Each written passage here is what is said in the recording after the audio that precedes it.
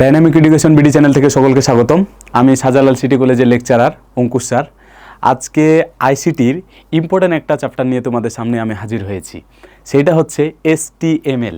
HTML নিয়ে আমি তোমাদের এই পার্টটা পড়াবো। যারা এই পার্টে থাকবে দেখবা যে তাদের অনেক কিছু উপকার হবে, কারণ এই পার্টটা যেটা আমি তৈরি করেছি সম্পূর্ণ আমার হাতের তৈরি করা এবং খুবই শর্টকাটে। কারণ এসটিএমএলের যে প্রথম পার্টটা থাকে, প্রথম পার্টটা কিন্তু তোমার হচ্ছে সাবজেক্টিভ আলোচনা। সাবজেক্টিভ বলতে কি বোঝায়, যে তোমার এই অংশটা রিডিংয়ের মতো, যে কী কী জিনিস আছে, ওয়েবসাইট কি, স্ট্যাটিস্টিক ওয়েবসাইট কি, ডাইনামিক ওয়েবসাইট কি, এই জিনিসগুলো নিয়ে আলোচনা। ক্লায়েন্ট কি, সার্ভার কি, অপটিমাইজেশন কি, সার্চ ইঞ্জিন কি, এসব নিয়ে আলোচনা। তো যখন তোমরা রিডিং পড়তে যাবা বইটা অনেক কিছু আলোচনা আছে, হ্যাঁ, অত কিছু মাথায় থাকবে না।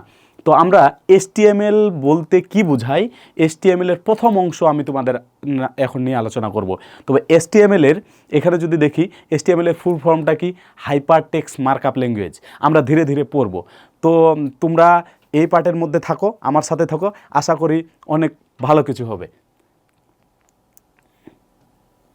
আচ্ছা, চলে আসো। এই যে এই পার্টটা দেখতেছ, এই যে এই পার্টটার দিকে তাকাও, এই যে এই পার্টটা দেখতেছ, হ্যাঁ, তোমরা যখন এটা পড়বা, হ্যাঁ, বইয়ের ভিতরে যখন ঢুকবা দেখবা যে অনেক কিছু জিনিস বুঝবা না, কিন্তু এই পার্টটা আমি বলেই দিলাম আমার নিজস্ব তৈরি করা, নিজের হাতে তৈরি করা। তো প্রথমত দেখো যে অনেক বইয়ের অনেক কিছু আলোচনা আছে, তো আমি প্রত্যেকটা অংশ ধারাবাহিকভাবে আলোচনা করার চেষ্টা করেছি। তাহলে প্রথম দিকে দেখো লেখা আছে ক্লায়েন্ট সার্ভার। প্রথমে যদি বলা হয় হোয়াট ইজ ক্লায়েন্ট সার্ভার, তুমি জিনিসটা মনে করো বুঝো, কিন্তু কিভাবে লেখবা বুঝতেছো না, ঠিক আছে? তো দেখো ক্লায়েন্ট সার্ভার বলতে আসলে কি বোঝায়, আমি একদম শর্টকাটে কিছু জিনিস একদম আলোচনা করেছি, খুবই শর্টকাটে, যেন তুমি জিনিসটা বুঝতে পারো। মেন জিনিসটা কিন্তু লেখলে, তুমি যখন একটা জিনিস লেখবা, আমি বলে রাখি, তুমি যখন একটা জিনিস লেখবা, এই জিনিসটা যদি মেইন তোমার লাইনটুকু থাকে তাহলে কিন্তু তুমি মার্ক পাবা। মেইন অংশটুকু যদি থাকে, তুমি আজে বাজে যাই লেখো না কেন, মেইনটা যদি না থাকে তাহলে তুমি কিন্তু মার্ক পাবা না। এখন ক্লায়েন্ট সার্ভার বলতে কি বোঝায়, প্রথমত কথা দেখো ক্লায়েন্ট সার্ভার বলতে আসলে কি বোঝায়। তো এইদিকে দেখো, যেহেতু সার্ভার আছে, প্রথমত এখানে দেওয়া আছে হচ্ছে সার্ভার। সার্ভার কি? সার্ভার হচ্ছে যেখানে তথ্য রাখা থাকে। মেইন কথা হচ্ছে এটা। সার্ভার কি? সার্ভার হচ্ছে যেখানে তথ্য রাখা থাকে। মুখস্থ করো, সার্ভার কি? যেখানে তথ্য রাখা থাকে। জিনিসটা কি? তথ্য কি হতে পারে? ডকুমেন্ট হতে পারে, ডাটা হতে পারে, ইনফরমেশন হতে পারে, এনি কাইন্ড অফ, যে কোনো কিছু হতে পারে। তাহলে মুখস্থ করে ফেলাও যে সার্ভার কি? সার্ভার হচ্ছে যেখানে তথ্য রাখা থাকে। আর ক্লায়েন্ট কি? ক্লায়েন্ট হচ্ছে যে তথ্য চাইছে, যে তথ্য চাইছে, যে সার্চ করতেছে, যে তথ্য চাইছে তাকে বলা হয় ক্লায়েন্ট। ক্লায়েন্ট তো আমরা জানি যে যে চায়। তাহলে ক্লায়েন্ট কি? যে তথ্য চাইছে। আর সার্ভার কি? যেখানে তথ্যটা রাখা থাকে। মেন হচ্ছে এই কথা। তো এখানে আবার এটা বুঝতে হবে যে এটা কি, ক্লায়েন্ট অনুরোধ পাঠায়। জিনিসটা বুঝো, যে তথ্য চাইছে সেই তো অনুরোধ পাঠাবে, ঠিক কি না? তো ক্লায়েন্ট অনুরোধটা পাঠায় আর সার্ভার সেই অনুরোধ অনুযায়ী তথ্য পাঠায়। তাহলে ওর ভিতরে, সার্ভারের ভিতরে তথ্যটা রাখা আছে, এটা যেমন সত্য কথা, ক্লায়েন্টকে তো তথ্য চাইতে হবে, সেম জিনিস। তাহলে জিনিসটা বুঝো যে ক্লায়েন্ট তোমার হচ্ছে, ক্লায়েন্টটা কী করে? অনুরোধ পাঠায় যে আমাকে তথ্য দাও, আর সার্ভার কি করে? সেই অনুরোধ অনুযায়ী তথ্যটা সার্ভ করে। ক্লিয়ার? চলে আসো। এখন আরেকটা কন্ডিশন এখানে বলছে, এক সার্ভারের সাথে অনেক ক্লায়েন্ট একই সাথে সংযুক্ত থাকতে পারে। একটা সার্ভার, মনে করো আমার কাছে একটা জিনিস আছে, হ্যাঁ, আমার কাছে মনে করো জিনিস আছে। জিনিসটা কি? মনে করো যে আমি আইসিটি পড়াই, সাপোজ মনে করো আইসিটি পড়াই, কিন্তু আমি কি একজন স্টুডেন্টকে আইসিটি পড়াই? জি না, অনেক স্টুডেন্ট আছে। তাহলে দেখো আমার কাছে মনে করো যে অনেক জিনিস আছে, মনে করো আইসিটি বিষয়ে আমার কাছে অনেক জিনিস আছে। আমি নিজেকে জ্ঞানী বলতেছি না, মনে করো যে আমার ভিতরে আছে, ধরে নাও। কিন্তু অনেক স্টুডেন্টরা কি করবে? আমার কাছ থেকে নেওয়ার চেষ্টা করবে, যে সবাই নিবে, আর আমি কিন্তু সবাইকে দিতে বাধ্য, সবাইকে আমি দিব। তার মানে কি? আমি কাজ করতেছি এখানে কি হিসেবে? সার্ভার হিসেবে। আর তোমরা যারা স্টুডেন্টরা আছো, তোমরা কাজ করতেছো কি হিসেবে? ক্লায়েন্ট হিসেবে। তোমরা আমার কাছ থেকে আদায় করে নাও। ক্লিয়ার? আচ্ছা, চলে গেল, ভেজাল শেষ। ব্রাউজার কাকে বলে? এই পার্টটা পরীক্ষার মধ্যে যে কত হাজারবার আসে হিসাব নাই। ব্রাউজার জিনিসটা কি? ব্রাউজ মানে হচ্ছে সার্চ করা, ব্রাউজ করা। তাহলে দেখো ব্রাউজার কি? ওয়েবসাইট বা ওয়েব পেজ দেখার জন্য যে সফটওয়্যার ব্যবহার করা হয় তাকে ব্রাউজার বলে। এখানে বলেই দিছে ওয়েবসাইট এবং ওয়েব পেজ। ওয়েব পেজ কি? মনে করো একটা তোমার প্রথম যেটা, তুমি মনে করো একটা গিয়ে একটা সার্চ দিবা গুগলে বা ক্রোমে, সার্চ দেওয়ার সাথে সাথে যে ফন্টটা তোমার সামনের দিকে উঠে আসে, যে ফন্টটা তুমি দেখতে পাচ্ছ, মেইন পেজটা দেখতে পাচ্ছ, যেটাকে বলা হয় আমরা হোম পেজ, ওই যে হোম পেজ একটা পেজ আরেকটার সাথে কী থাকে, কানেক্টেড থাকে। এই যে সফটওয়্যার দেওয়া কানেক্টেড থাকে এইটাকে বলা হয় ব্রাউজার। যেমন কি দেখো, যে দেখো Google Chrome, Mozilla Firefox, Opera mini, তারপর কি আছে সাফারি, এগুলো সবগুলো এক একটা কি ব্রাউজার। কারণ কেন ব্রাউজার জিনিসটা বুঝো, যেখানে তুমি তথ্য খুঁজবা, যেখানে সার্চ দিবা, যা কিছু সার্চ দিবা, ভালো হোক খারাপ হোক, সবগুলাই কি যেখানে তুমি তথ্যগুলো খুঁজবা সেটাকে বলা হয় ব্রাউজার। ওকে, চলে আসো ইউআরএল। আচ্ছা, এখন তাকাই আমরা ইউআরএল এর দিকে তাকাই। এই পার্টটা খুবই খুবই ইম্পর্টেন্ট। ইউআরএলটা আমরা পড়বো, এই পার্টটা খুবই খুবই ইম্পর্টেন্ট। প্রথমত চলে আসো, তো দেখো, তো ইউআরএল কি, প্রথমত এটা মুখস্থ রাখতে হবে। ইউআরএল হচ্ছে কি, ইউআরএল হচ্ছে ইউনিফর্ম রিসোর্স লোকেটর। মুখস্থ করে ফেলাও। ইউআরএল কি, ইউআরএল কি, uniform resource locator, uniform resource locator, মুখস্থ করে ফেলাও। ইউআরএল কি, ইউনিফর্ম রিসোর্স লোকেটর। তাহলে চলে আসো, এই যে ইউআরএল, ইউআরএল এটা হচ্ছে এক ধরনের ঠিকানা। কার ঠিকানা? ওয়েবসাইটের ঠিকানা। ওয়েবসাইট কি করে স্যার? ব্রাউজার, এক ধরনের ব্রাউজার, ব্রাউজ করতে হেল্প করে। তাহলে দেখো, এই যে তোমার ওয়েবসাইটের একটা নির্দিষ্ট ঠিকানা, একটি ইউআরএল এর কতগুলো অংশ থাকে? বেসিক্যালি দেখো, এখানে তোমাদের 6টা অংশ দিয়ে রেখেছি। মনে করো জিনিসটা এখন বুঝবা যে ইউআরএলটা কি। মনে করো আমরা যখন লিখি, আমরা এরকম লিখি না। মনে করো একটা জিনিস সার্চ দেবো, মনে করো আমার যে তোমার চ্যানেল আছে, এই চ্যানেলটাকে এইভাবে আমি সার্চ দিব। মনে করো এস, আচ্ছা লেখাটা কি বোঝা যাচ্ছে? এই লেখা বোঝা যাবে না, সাদা অংশটা, দাঁড়াও আমি একটু কালারটাকে চেঞ্জ করে নিই, আমি এটাই লিখি। হ্যাঁ, তাহলে লিখলাম এস টি টি, মনে করো লিখলাম পি, তারপরে কি লিখি? এরকম করে 2টা স্ল্যাশ দিই, তারপরে ডট দিই, দেওয়ার পরে কি লিখি? www ডট, মনে লিখলাম dpc.com। লেখার পরে তারপরে তুমি যদি কোনো কিছু দিতে চাও, ডট, আবার নেট দিতে পারো, অথবা বিডি দিতে পারো, এরকম করে দেওয়া যায়। দেওয়া যায় না এটা? তাহলে দেখো, এখানে ডিপিসি হচ্ছে মেইন ঘটনা। ডিপিসি হচ্ছে ডাইনামিক প্রাইভেট সেন্টার আর কি। এই যে এটা পুরোটাই একটা ঠিকানা। আমি যদি তোমাকে বলি যে জিনিসটা বুঝো একটু, আমি যদি তোমারে বলি যে তুমি কোথায় থাকো, তুমি যদি খালি বলো আমি বাংলাদেশে থাকি, একদিকে যেমন সত্য, কেন তুমি বলতে পারো না আমি পৃথিবীতে থাকি? আচ্ছা, এরকম বলতে পারো না যে আমি পৃথিবীতে থাকি, অথবা বলতে পারো না আমি একটা যে কোনো গ্রহে থাকি? তার মানে আরও জিনিসটা কিন্তু কি হয়ে গেল, বড়র ভিতরে মধ্যে চলে আসলো। স্পেসিফিকভাবে যদি বলতে চাও যে আমি কোথায় থাকি, স্যার আপনাকে কোথায় খুঁজে পাওয়া যাবে? এখন আমি যদি বলি বাংলাদেশে খুঁজে পাওয়া যাবে, তুমি কি সারা বাংলাদেশ খুঁজবা? জি না, নির্দিষ্ট একটা স্থানে খুঁজবা। কোথায় পাবা স্যার? আমারে সিলেটে পাবা। সারা সিলেটে খুঁজবা? না। আমারে কোথায় পাবা? আমাকে তুমি পাবা হচ্ছে শাহজালাল সিটি কলেজে। এখন শাহজালাল সিটি কলেজে গেলে তুমি তথ্য পাবা, কিন্তু আমি ছুটিতেও থাকতে পারি, ওই জায়গার মধ্যেও তুমি আমারে নাও পাইতে পারো। স্পেসিফিকভাবে বলতে পারো যে আমি কোন জায়গায় থাকি, তো তাহলে তুমি বলতে পারো আমি ভার্সিটির হলের মধ্যে থাকি। জিনিসটা এরকম। হ্যাঁ, তাহলে নির্দিষ্ট একটা আমার ঠিকানা, যে আমি ওই রুমের ভিতরে থাকি। তাহলে ঠিক একই রকমভাবে তুমি চিন্তা করো, ইউআরএল হচ্ছে কি একটা পূর্ণ ঠিকানা। কার ঠিকানা? একটা হচ্ছে ওয়েবসাইটের পূর্ণ ঠিকানা। তাহলে এই জায়গার মধ্যে দেখো, এই প্রথম অংশটাকে বলা হয় প্রোটোকল। কি এসটিটিপি অথবা HTTPS, এটাকে বলা হয় হাইপার টেক্সট ট্রান্সফার প্রোটোকল, আর এটাকে বলা হয় হাইপার টেক্সট ট্রান্সফার প্রোটোকল কি বলা হয়? সিকিউর। আমরা পড়বো ধীরে ধীরে। তাহলে প্রথম অংশটাকে বলা হয় প্রোটোকল, পরের যেটা থাকবে এই যে www, হ্যাঁ, ওয়ার্ল্ড ওয়াইড ওয়েব, এইটাকে বলা হয় সাবডোমেইন। কি এটা? সাবডোমেইন। এটা নির্দিষ্ট মানে হচ্ছে ওই যে অংশটা বড় করে যে বললাম যে এটা হচ্ছে কি পৃথিবীর মধ্যে, তারপরে বাংলাদেশে, তারপরে কিন্তু দেখো ডোমেইন নেম। ডোমেইন নেম কি? তুমি কি নামে খুঁজতেছো আমাকে যেখানে খুঁজতেছো, আমারে তুমি যে খুঁজতেছো, এটা হচ্ছে ডোমেইন নেম। এটার নাম কি? Domain name. এরপরে হচ্ছে তুমি আরও কিন্তু টপ লেভেল ডোমেইন দিতে পারো। টপ লেভেল ডোমেইন কি? যেমন হচ্ছে দেখো, এখানে কিন্তু .com, এখানে দেওয়া আছে .com, মানে কোন জায়গায় খুঁজতেছো এরকম কিছু বোঝায়, যে কোন জায়গাটাতে খুঁজতেছো, এই যে এরকম। হ্যাঁ, এটা হচ্ছে কমার্শিয়াল, ওখান থেকে আসছে কম। এরপরে হচ্ছে যেমন নেট গভর্নমেন্ট, এগুলো দেওয়া আছে। সাব, এখানে দেখো সাব ফোল্ডার দেওয়া আছে, তুমি যদি চাও এই জায়গাটার মধ্যে এটাকে বলতে পারো সাব ফোল্ডার। হ্যাঁ, তারপরে আছে দেখো স্লাগ আছে শেষের অংশ, যেমন হচ্ছে ব্লগ, হ্যাঁ পোস্ট, আরও যদি কিছু থাকে এরকম জিনিসগুলো থাকে, অনেক বড় থাকে না, একটা সাথে আরেকটা কানেক্টেড, এই হচ্ছে ঘটনা। তার মানে আশা করি বুঝছো, মেন পার্টটা এতটুকু লাগবে। এমসিকিউ পরীক্ষা আসবে ইউআরএল এর অংশ কয়টি, ইউআরএল এর অংশ কয়টি স্যার? 6টি, একদম সিরিয়ালে মুখস্থ রাখবা। কি বলো, প্রথমে হচ্ছে প্রোটোকল, তারপরে সাবডোমেইন, তারপরে ডোমেইন আছে না, domain name, subdomain name, domain, তার মানে কি কি হলো, protocol, subdomain name, domain name, তারপর কি টপ লেভেল ডোমেইন, তারপর কি আছে sub folder and slug. Good, এই যে আমরা এখন ধীরে ধীরে ধীরে ধীরে একটা করে পড়ব। আচ্ছা চলে আসো পরের পার্টে, যদি তোমাদের এখন প্রোটোকল সম্পর্কে বলি।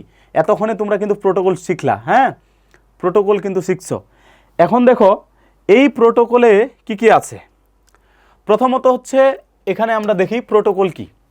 প্রোটোকল হচ্ছে ডেটা আদান প্রদানের নিয়ম নীতি, আর এটা কিছু না, এটা হচ্ছে রুলস অ্যান্ড রেগুলেশন।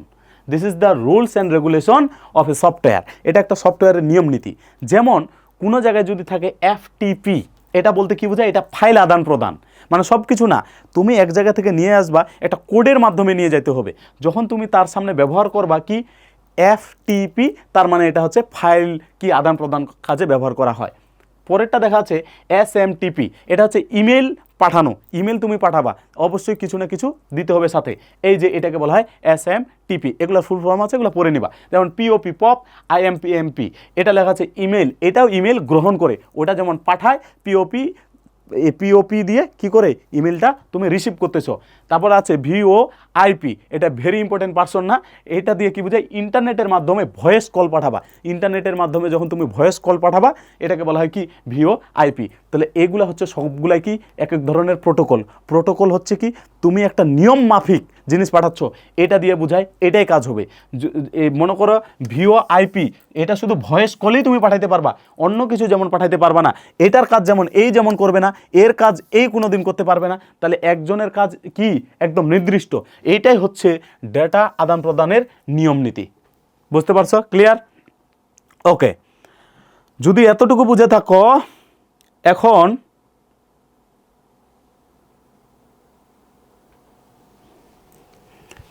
চলে আসলাম আমরা ওয়েব পেজ। ওয়েব পেজে আমি শুধু এতটুকু বলি, ওয়েব পেজ কি, ওয়েব পেজ হচ্ছে কয়েক ধরনের আছে। যেমন স্ট্যাটিক ওয়েব পেজ, শুধু দেখা যায়, পরিবর্তন করা যায় না, যেমন সাধারণ তথ্য বহুল এখানে দেওয়া আছে। এরপরে দেখো ডাইনামিক, তাহলে ওয়েব পেজ এখানে দুই ধরনের, একটা হচ্ছে করে, আচ্ছা ওইটা আমি পরে আবার পড়াবো। দেখো দুই ধরনের ওয়েব পেজ আছে, একটা হচ্ছে স্ট্যাটিক ওয়েব পেজ, আর একটা দেওয়া আছে দেখো ডাইনামিক ওয়েব পেজ। আচ্ছা এটা বড় হয়ে গেছে না,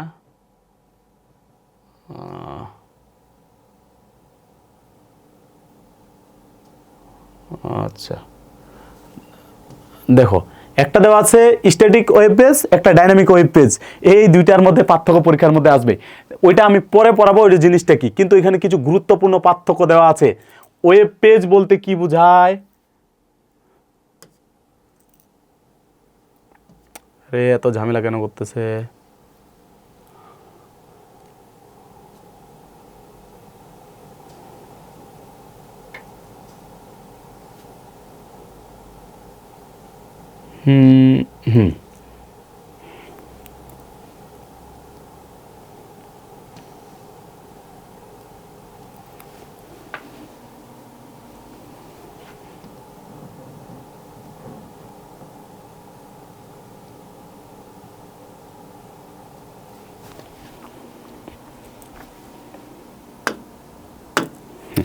আচ্ছা এখানে আমরা কিছু ওয়েব পেজ নিয়ে আলোচনা করব।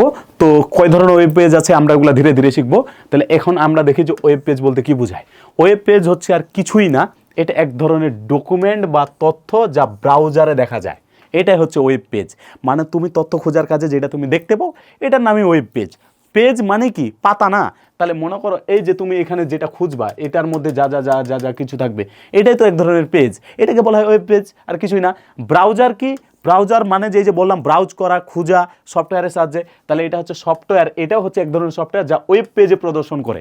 এটা ওয়েব পেজটা দেখার কাজে হেল্প করে। তুমি এমনি তো গিয়ে ঢুকতে পারবে না, ইন্টারনেটে যেমন কানেকশন লাগে, তুমি একটা সার্চ দিবা ইন্টারনেট ছাড়া, দিস ইজ কি ইম্পসিবল। ঠিক একইভাবে এই জন্য ওখানে দিতে হবে তোমাকে, তাই না? তো ওই যে এক ধরনের ওটা সফটওয়্যার, এটা দিয়ে ওটা তুমি দেখতে পাবা।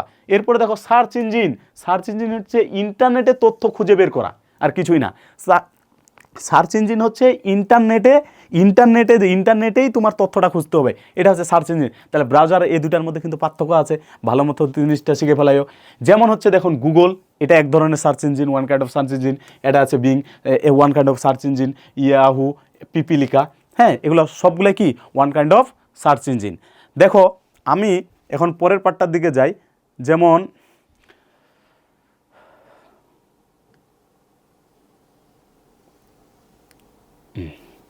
এখানে এই জায়গার মধ্যে আমি কিছু জিনিস দেখো সুন্দর করে লিখছি, একটা সংক্ষেপে কথা লিখছি।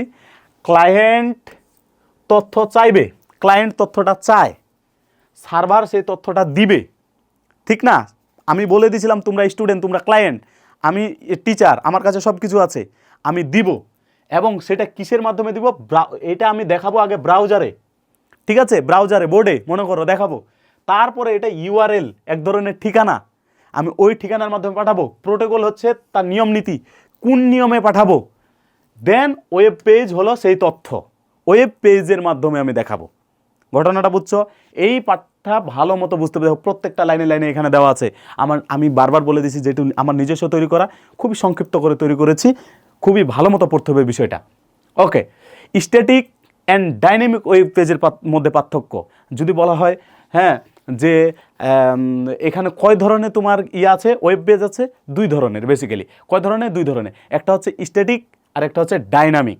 দেখো স্ট্যাটিক এবং ডাইনামিকের মধ্যে পার্থক্যটা আমি তোমাকে একসাথে দেখাই। স্ট্যাটিক অ্যান্ড ডাইনামিকের পার্থক্যটা আমি তোমাদের একসাথে দেখাই। চলে আসো, স্ট্যাটিক অ্যান্ড ডাইনামিক ওয়েব পেজের মধ্যে পার্থক্য। প্রথমত অর্থটা কি, স্ট্যাটিক কি অ্যান্ড ডাইনামিক কি? মনে রাখবা স্যার, ডাইনামিক যে আমার চ্যানেলের নামটা যে ডাইনামিক। আচ্ছা দেখো, আসলে ডাইনামিক মানে কি? ডাইনামিক মানে হচ্ছে গতিশীলতা, গতি, চলমান চলমান চলতেই আছে, এই জন্য তো ডাইনামিক। ডাইনামিক মানে চলতে আছে, গতিবিদ্যা, গতি, ঠিক আছে? আর স্ট্যাটিক মানে কি? থেমে থাকা বোঝায়, এরকম কিছু বোঝায়। তাহলে স্ট্যাটিকটা বলছে যে ওয়েব পেজে শুধুমাত্র কন্টেন্ট দেখা যায়, কোনো পরিবর্তন বা ইন্টারেকশন করা যায় না, তুমি শুধু দেখতে পাবা, কিন্তু ডিরেক্ট ওইটার মাধ্যমে অ্যাকশন রিয়াকশন করতে পারবা না। যেমন কি, তুমি যদি রেডিও, যেমন খালি শুনতে পাচ্ছ, তুমি কি কথা বলতে পারছো? জি না। কিন্তু মোবাইল ফোন, তুমি কথা বলতে পারছো, শুনতে পাচ্ছ, রিয়াকশন, ঝগড়া, মানে সব যা কিছু লাগে, ইমোশন, ভালোবাসা, ভালো লাগা, সব কিছু তুমি এখানে উজাড় করতে পারতেছো। কিন্তু স্ট্যাটিকে সেটা বা রেডিওতে সম্ভব নয়। কিন্তু ডাইনামিক ওয়েব পেজ কি? যে ওয়েব পেজে ব্যবহারকারী তথ্য দিতে পারে এবং ডেটা পরিবর্তন করতে পারে, সে দিবে এবং চাইলে ইচ্ছামতো পরিবর্তন করে দিতে পারে। তাহলে দুইটার মধ্যে বেসিক পার্থক্য এটাই, যে স্ট্যাটিক ওয়েব পেজ শুধুমাত্র কন্টেন্টটা দেখা যায়, এর ইন্টারনাল কোনো কিছু চেঞ্জ করা যায় না। কিন্তু ডাইনামিকটা কি? এটা যেরকম তথ্যটা দেখা যায় সাথে সাথে কি করা যায়, এটা কোনো জায়গায় যদি পরিবর্তন দরকার হয়, এই পরিবর্তনটাকে চেঞ্জ করা যায়। ওকে, গুড। এখন হচ্ছে ডেটার পরিবর্তনটা কি কি, এখন দেখাই ডেটার পরিবর্তনটা কি কি। ডেটার পরিবর্তনটা কি? এটি স্বয়ংক্রিয়ভাবে পরিবর্তন করা যায়, সব সময় একই থাকে। এটাও যদি এটা স্বয়ংক্রিয়ভাবে পরিবর্তন করা যায় না, এটা সব সময় একই রকম থাকে, মানে তুমি চাইলেই কোনো কিছু পরিবর্তন করতে পারবে না। এটা হচ্ছে স্ট্যাটিক। এবং ডাইনামিকটা কি? এটা স্বয়ংক্রিয়ভাবে পরিবর্তন হতে পারে, এটা সময়, ব্যবহারকারী বা সার্ভার অনুযায়ী হতে পারে। তুমি যে কোনো ইচ্ছা, তুমি কে পরিবর্তন করবা, এটা যে কেউ পরিবর্তন করতে পারে, এই জন্য এটার নাম ডাইনামিক। উদাহরণ খুবই ইম্পর্টেন্ট, সাধারণত তথ্যবহুল ওয়েব পেজ, যেমন স্কুলের পরিচিতি পেজ, স্কুলের পরিচিতি পেজ। তুমি একটা স্কুলের পেজে ঢুকে বা আমাদের শাহজালাল সিটি কলেজের পেজে ঢুকে তোমার ক্ষমতা আছে যে তুমি যে কোনো একজন তথ্য পরিবর্তন করে দিবা, একজন টিচারের জায়গায় অন্য টিচারের ছবি লাগাই দিবা? কোনো দিন সম্ভব না। পারবা না। এটা চাইলেও পরিবর্তন করতে পারবা না। অ্যাবাউট আস পেজ, এই ধরনের পেজ কোনো দিন, অ্যাবাউট আস পেজ মানে কি? তুমি দেখবা যে তুমি একটা যদি স্কুলের পেজে ঢুকো বা কলেজের পেজে ঢুকো, আমাদের শাহজালাল সিটি কলেজের পেজে ঢুকবা, তো ওই পেজে ঢুকলে কি হবে, যেখানে অ্যাবাউট আস যে আমাদের স্কুলে ওখানে কে কে, দেখবা যে আমাদের টিচারদের ছবি আলাদা করে আছে, তোমাদের স্টুডেন্টদের ছবি আলাদা করা আছে। হ্যাঁ, তুমি চাইলে কি পরিবর্তন করতে পারবা? পরিবর্তন করতে গেলে তো ইচ্ছা মতো যে কেউ কমেন্ট করতে পারতো ওখানে, ওখানে কি করা যায় না, এটা পরিবর্তন করা যায় না। এই জন্য এটা নাম স্ট্যাটিক। এবং ডাইনামিক ওয়েব পেজ কি, যেমন হচ্ছে লগ ইন পেজ, তুমি যেটা পেজ লগ ইন করেছো, তোমার ফেসবুক কমেন্ট করবা ইচ্ছা মতো, অনলাইন শপিং সাইট এগুলোতেও কমেন্ট করা যায়, চেঞ্জ করা যায়, পরিবর্তন করা যায়। ইউটিউব কন্টেন্ট বক্স অবশ্যই পরিবর্তন করা যাবে, এগুলো পরিবর্তন করা যায়। শুধু এতটুকু পার্ট মাথার মধ্যে রাখবা। চলে আসো, আর কি কি আছে দেখো, যেগুলো পরীক্ষার মধ্যে সবচাইতে বেশি পরিমাণে আসে। এরপরে চলে আসো এদের প্রযুক্তি কি কি। মূলত যেটা স্ট্যাটিক, যেটা পরিবর্তন করা যায় না, সেটা শুধুমাত্র HTML এবং CSS দিয়ে তৈরি করা হয়। এইটা এমসিকিউ এর জন্য ভেরি ভেরি ইম্পর্টেন্ট। এইগুলা এমসিকিউ এর জন্য কি ভেরি ভেরি ইম্পর্টেন্ট। এই পার্টটা ভালো মতো পড়তে হবে।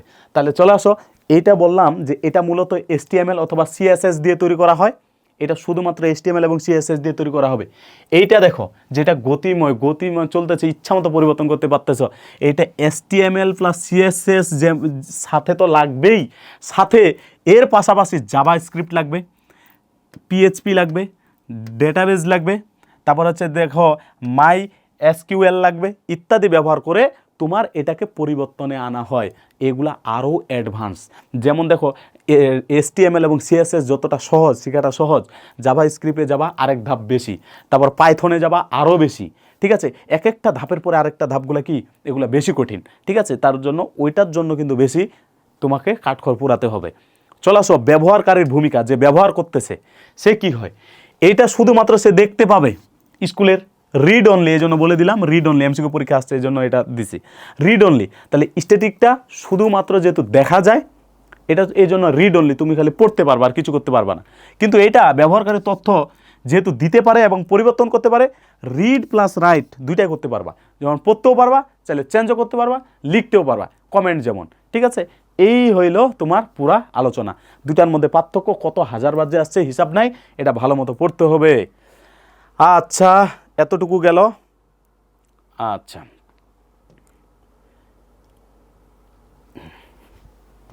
এখন দেখো সংক্ষেপে আবার কিছু আমি কথা বলে দিচ্ছি। স্ট্যাটিক যদি দেখো ওয়েব পেজ, এটা হচ্ছে শুধু দেখা যায়, আর ডাইনামিক ওয়েব পেজ দেখা যায় প্লাস ব্যবহার করা যায়, দুইটাই। সহজ কথা, স্ট্যাটিক ওয়েব পেজ শুধু দেখা যায়, আর ডাইনামিক ওয়েব পেজ শুধু দেখাও যায় আবার ব্যবহার করা যায়, দুইটাই। আচ্ছা, এই যে আমার নতুন এই অংশটা, তোমরা যদি কেউ এটা পিডিএফটা চাও তাহলে আমাকে জানাইও, আমি তোমাদের পিডিএফটা পাঠাই দিব। হ্যাঁ, তো দেখো এরপরে কি বলছে, দেখো local web page. Local web page জিনিসটা কি, এদিকে তাকাও। লোকাল ওয়েব পেজটা হচ্ছে ইন্টারনেট ছাড়া ব্যবহার করা যায়। এইটা লোকাল, যেহেতু এটা লোকাল মানে কি ভ্যালু কম। সহজ কথা, ভ্যালু কম মানে কি, যে কারো হাতে আছে, যে কারো হাতে থাকা মানে কি দাম নাই, জিনিসটা এরকমই। তাহলে ইন্টারনেট ছাড়াই যেগুলো ব্যবহার করা যায় সেটাই কি লোকাল ওয়েব পেজ। কম্পিউটারের হার্ড ড্রাইভে বা লোকাল সার্ভারে এটা রাখা যায়। যেমন তুমি যদি HTML কোডটা লিখেও নিজের কম্পিউটারে চালাও, মনে করো HTML যারা করতে জানো, তোমাদের আমি দেখাবো যখন HTML করে শেখাবো, এটা তুমি ইচ্ছা মতো যেখানে সেখানে পরিবর্তন করে নিজের নামে চালাই দিতে পারবা, এটা লোকাল। আর এটা কিন্তু HTML লিখতে কোনো ধরনের ইন্টারনেটের প্রয়োজন হয় না, ইন্টারনেট লাগে না। ঠিক আছে, এতটুকু। এরপরে দেখো রিমোট ওয়েব পেজ। রিমোট মানে কি, রিমোট মানে হচ্ছে গতিময়, জিনিসটা এরকম বোঝাচ্ছে। রিমোট ইন্টারনেট ছাড়া ব্যবহার করা যায় না। প্রথম কথা, এটার কি অপোজিট, অন্য কম্পিউটার বা সার্ভার থেকে এটা ডাটা আসে, অন্য জায়গা থেকে ডাটা আসে, আর এটা নিজের কম্পিউটারেই থাকে। যেমন ফেসবুক, ইউটিউব, গুগল।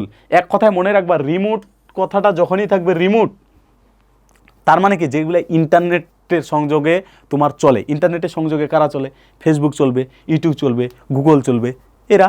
আর এটা তো ইন্টারনেটে এগুলো কিছু লাগে না। আশা করি পার্টটা বুঝছো। ওকে, এরপরে আমরা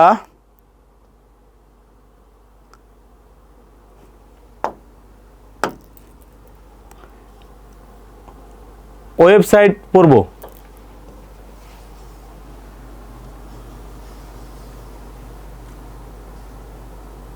এই যে আমরা এখন ওয়েবসাইট পড়ব। ইম্পর্টেন্ট একটা জিনিসে চলে আসলাম।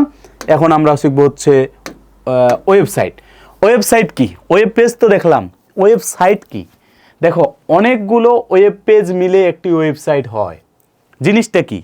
মনে করো, এদিকে তাকাও, মনে করো তুমি একটা জিনিস সার্চ দিবা, মনে করো এখানে লেখলা, মনে করো রাইস, রাইস লিখে তুমি সার্চ দিবা, ঠিক আছে? তোমার দেখা যাবে যে এখানে ক্লিক করলে আরও অনেকগুলা তুমি জিনিস পাবা। এখানে কি ধরনের রাইস? বাংলাদেশি, ইন্ডিয়ান, জাপানিজ, হ্যাঁ, তারপর যত আমেরিকান, হ্যাঁ, জার্মান, অনেক টাইপের রাইস আছে। অরাইজা সেটিভা থেকে শুরু করে অরাইজা আমেরিকানা, অরাইজা আছে ইন্ডিকা, এরকম আছে রাইস। তাহলে অনেকগুলো ভ্যারাইটি আছে। মনে করো এখানে সার্চ দিলে এরকম আসবে। এক এক জায়গায় ক্লিক করলে তোমার এক এক কান্ট্রির রাইস দেখাবে। মনে করো এটা এরকম, এখানে যদি ক্লিক করি আমি, তাহলে এই পেজটা একটা নতুন একটা পেজ খুলে যাবে। এইটা পেজ খুলে গেলে মনে করো এটা হলো তোমার বিডি মানে বাংলাদেশের। এখানে ক্লিক করবা, এটা আবার নতুন পেজ খুলবে। এটা মনে করো ইন্ডিয়া, এখানে ক্লিক করবা, এটা একটা নতুন পেজ খুলবে। মনে করো এটা হচ্ছে ইউএসএ, এখানে ক্লিক করবা, আরেকটা পেজ খুলবে। এইটা মনে করো কি? এটা মনে করো জার্মান, ঠিক আছে? মনে করো এটা জার্মান দেওয়া আছে, সাপোজ মনে করো, ধরে নাও। তার মানে এক পেজের ভিতরে দেখছো কতগুলা পেজ ঢুকানো আছে? একটা পেজের ভিতরে কতগুলা পেজ ঢুকানো আছে। তাহলে এখানে ক্লিক করে বিভিন্ন বিভিন্ন পেজে যাওয়া যাচ্ছে, ঠিক কিনা? তাহলে ওয়েবসাইট আর কিছুই না, এইটা ওয়েবসাইট হচ্ছে অনেকগুলা পেজ মিলে যখন একটা, এই যে মেইন পেজটা দেখতে পাচ্ছ, এরকম একটা কিছু তৈরি হয়, তখন তাকে বলা হয় ওয়েবসাইট। ক্লিয়ার? এখন বুঝছো ঘটনাটা আশা করি। স্ট্যাটিক ওয়েব পেজ দিয়ে বানানো ওয়েবসাইট, স্ট্যাটিক ওয়েব পেজ দিয়ে বানানো ওই ওয়েবসাইটটাকে বলা হয় স্ট্যাটিক ওয়েবসাইট। আর ডাইনামিক ওয়েব পেজ দিয়ে বানানো ওয়েবসাইটকে বলা হয় ডাইনামিক ওয়েবসাইট। এখন যদি পরীক্ষার মধ্যে কখনো আছে যে ওখানে ওয়েব পেজ কথাটা না বলে যে স্ট্যাটিক ওয়েব পেজ এবং ডাইনামিক ওয়েব পেজের মধ্যে পার্থক্য কী, এরকম কথা বলতে পারে, তাহলে ওইটা হচ্ছে আগের পার্থক্য। এখন যদি পরীক্ষার মধ্যে বলে স্ট্যাটিক ওয়েবসাইট এবং ডাইনামিক ওয়েবসাইটের মধ্যে পার্থক্য, সেম পার্থক্য, শুধু পেজের জায়গায় ওয়েবসাইট লাগাই দিবা, দুই একটা জিনিস চেঞ্জ করবা, ঘটনা খতম। ওকে, চলে আসো ওয়েব পোর্টাল। ওয়েব পোর্টাল কি? এমন ওয়েবসাইট যেখানে অনেক তথ্য, লিঙ্ক, সেবা একসাথে পাওয়া যায়। এখানে অনেক জিনিস, অনেক তথ্যও পাবা। এখন মনে করো এক জায়গায় ঢুকছো, একটা ওয়েবসাইটের ভিতরে ঢুকছো। ওয়েব পোর্টাল জিনিসটা কি? একটা ওয়েবসাইটের ভিতরে ঢুকছো, ঢুকার পরে ওই জায়গার মধ্যে তুমি চিন্তা করো যে তুমি একটা কম ইয়ার মধ্যে ঢুকছো, কি জানি বলে, ইবনে সিনা মনে করো, সার্চ দিছো, ডক্টরের লিস্ট আলাদা, হ্যাঁ, তুমি কী কী সেবা চাচ্ছ ওদের লিস্ট আলাদা, মানে কয়টার দিকে খোলা আছে এটার লিস্ট আলাদা, তারপরে কোথায় কোথায় তোমাকে যেতে হবে এটার লিস্ট আলাদা। তার মানে অনেকগুলা যেমন তথ্য থাকে, সাথে লিঙ্ক থাকে, তুমি এখানে লিঙ্ক করে এই ডাক্তারের খোঁজ পাবা, ঠিক আছে? তারপর কী কী সেবা চাচ্ছ পাবা। এই যে সবগুলাকে একসাথে বলা হয় ওয়েব পোর্টাল, যেন একসাথে সব অনেক কিছু জিনিস থাকবে। যেমন ইয়াহু, তারপর MSN, বাংলায় জাতীয় তথ্য বাতায়ন, এটা দিয়ে সার্চ দিবা, দেখবা বাংলাদেশি ওয়েবসাইট, এটা বাংলায়, হ্যাঁ। তো এই যে ঘটনা সব একই। এখন আমরা পরের পার্টটা ভালো মতো পড়ব। এই যে দেখো, হ্যাঁ, এই দুইটার মধ্যে একটু আমরা ভালো মতো বুঝি। তো প্রথমত দেওয়া আছে HTTP এবং HTTPS। এটা হচ্ছে ওয়েব পেজ লোড করার প্রোটোকল। ওয়েব পেজ লোড করার, একসাথে লোড করার কি এটা প্রোটোকল। প্রোটোকল মানে কি বলছিলাম, মনে আছে তো? আচ্ছা, তাহলে প্রোটোকল এক ধরনের ঠিকানা, এরকম কিছু বলছিলাম, হ্যাঁ, নিয়ম নীতি কীভাবে যায় এগুলো কথা বলছিলাম। তাহলে যেহেতু HTTP প্রথমেই যেহেতু ছিল, এটা কী করে ক্লায়েন্ট এবং সার্ভারের মধ্যে সংযোগ স্থাপন করে। তুমি যদি এটা না লেখো তাহলে কিন্তু তোমার ওই মেইন তথ্য তুমি যাইতে পারবা না। মনে করো আমারই যদি একটা ওয়েবসাইটে ঢুকো, যেমন www.dpc.com মনে করো আছে, তো এই জায়গার মধ্যে তুমি যদি অনেক কিছু জিনিস চেঞ্জ করে দাও, তাহলে আমার মেইন তুমি ওয়েবসাইটটা যেমন পাবা না। এটা হচ্ছে এক জায়গায় তাদের দুজনকে, ক্লায়েন্ট এবং সার্ভার, যে তথ্য চাইছে এবং যে তথ্য নেবে তাদের মধ্যে কি করে সংযোগ স্থাপন করে, কে? HTTP। বুঝতে পারছি? এবং মনে করো জিনিসটা এরকম HTTP হিসেবে কি কাজ করে, এই যে আমি তোমাদের অনলাইনে ক্লাস নিচ্ছি, মনে করো এইটা হচ্ছে এক ধরনের মিডিয়া হিসেবে কাজ করে, যে আমার ভিডিও দেখবা, যদি ভালো লাগে আমার কাছে আসবা, তার মানে আমার তথ্য তোমাদের কাছে পৌঁছায় দেয় এই ধরনের কি, এই যে আজকে যারা আমাদেরকে হেল্প করতেছে তারা, এরা মিডিয়ারা। ঠিক এটা হচ্ছে HTTP একটা মিডিয়া হিসেবে কাজ করে। গুড। এখন ক্লায়েন্টের রিকোয়েস্ট এটা কি সার্ভারে পাঠায়, মানে হচ্ছে যে আমি যে তথ্যটা, তোমরা যে স্টুডেন্টরা, বারবার বলছি তুমি নিজেকে চিন্তা করবা, স্যার ক্লায়েন্ট হচ্ছে তুমি আর আমি টিচার হচ্ছে সার্ভার, তুমি যে আমাকে অনুরোধ বিনোদন করবা প্লিজ স্যার শিখান, প্লিজ শিখান, ঠিক আছে? তো এই যে রিকোয়েস্ট, এই রিকোয়েস্টটা ক্লায়েন্ট কি করে সার্ভারে পাঠায়, এই যে HTTPটা সেটা হেল্প করে, আর কি সার্ভারের ডাটা ক্লায়েন্টের ফেরত পাঠায় যে না এখন হবে না, অথবা হ্যাঁ ঠিক আছে এখন আসতে বলো, এই জিনিসটা করে। তাহলে দেখো দুইটার মধ্যে বেসিক্যালি ঘটনা কি, এইটা হচ্ছে সাধারণ ডেটা ট্রান্সফার করে আর এটা নিরাপদ ডেটা ট্রান্সফার করে। কে বুঝছো ঘটনা কেন? কারণ HTTPর এটার ফুল ফর্মটা তোমাদের আমি বলছিলাম যে হাইপার, এরকম বলছিলাম হাইপার টেক্সট ট্রান্সফার প্রোটোকল। দেখো এই যে HTTP আর S থেকে বলা হয় সিকিউর, ওইটাই থাকবে, ঠিক আছে, ওইটাই থাকবে, শুধু সিকিউর হয়ে যাবে। তাহলে এই জন্য তো এটা নিরাপদ, সিকিউর যে এই জন্য নিরাপদ। হ্যাঁ আচ্ছা, এই হচ্ছে তোমাদের পার্ট। এখন চলে আসো, কিছু কিছু জিনিস আছে দেখবা ইরর, এই পার্টটা আমরা কিন্তু প্রায় শুনে থাকি, হ্যাঁ, কিন্তু এখন বুঝতে হবে। তো 200 ইরর কোড কি? এই দেখো ইরর কোড, মাঝে মধ্যে দেখবা যে সার্চ দিবা, সার্চ দেওয়ার পরে কি হয় যে ওই পার্টটা আসে না, অন্য কিছু জিনিস দেখায়। যেমন বেশিরভাগ আমরা কিন্তু এটা দেখি, দেখো এটা 404 লেখা থাকে, দেখবা সার্চ দিবা 404 আসতেছে। আসলে কারণটা কি? কারণটা হচ্ছে এইটা হচ্ছে ওই রকম সেভ করা যে এইটা বলতে একটা জিনিস বোঝায়, কিন্তু তুমি জানো না, ঠিক আছে? এগুলা জিনিস জানতে গেলে, এগুলা জিনিস যদি জানতে হয় তাহলে মাথায় ব্রেন থাকা লাগে, যেটা তোমাদের নাই। এখন দেখো এটা শিখতে হবে। সেটা কি লেখা আছে 200 বলতে বোঝায়, 200 বলতে বোঝায় সাকসেসফুল রিকোয়েস্ট, মানে তুমি যে রিকোয়েস্টটা পাঠাইছো সেটা সাকসেসফুল হয়েছে, ঠিক আছে, সাকসেসফুলি রিকোয়েস্ট হয়েছে, হ্যাঁ, মানে ওই রিকোয়েস্টটা সাকসেসফুল হয়ে গেছে, যেটা পাঠাইছো সেটা কি সাকসেসফুল হয়েছে। 301 কোডগুলো মনে রাখতে হবে, এটা মুভটা পার্মানেন্টলি হয়ে গেছে, এক জায়গা থেকে আরেক জায়গায় তুমি যেটাকে ট্রান্সফার করতে যাচ্ছ এটা পার্মানেন্টলি ট্রান্সফার হয়ে গেছে, আর তোমার কাছে নাই, ঠিক আছে, তোমার কাছে নাই, যাকে পাঠাইছো তার কাছে চলে গেছে। দুইটা কোড শেষ। 401 কি? এটা হচ্ছে আনঅথরাইজড রিকোয়েস্ট। তুমি আনঅথরাইজড রিকোয়েস্টটা কি? মনে করো তুমি চাইলে কি সবার সাথে কথা বলতে পারবা? তুমি চাইলেই তো সবার সাথে কথা বলতে পারবা না। মনে করো তুমি এখন প্রধানমন্ত্রীর সাথে কথা বলতে চাচ্ছ, ঠিক আছে, মনে করো একজন প্রধানমন্ত্রীর সাথে কথা বলতে চাচ্ছ, বা একজন কর্নেলের সাথে কথা বলতে চাচ্ছ, এত সহজ? মনে করো আমেরিকা প্রেসিডেন্টের সাথে কথা বলতে চাচ্ছ আমেরিকা, তাহলে এত সম্ভব? জি না। তোমাকে রিকোয়েস্টে যেটা পাঠাবে এটা আনঅথরাইজ, এটা তোমার সবার কিন্তু সে ফোন ধরবে না বা সে অ্যাকসেপ্ট করবে না, এগুলো হচ্ছে আনঅথরাইজড, ঠিক আছে। এরপরে দেখো 403 কি বোঝায়?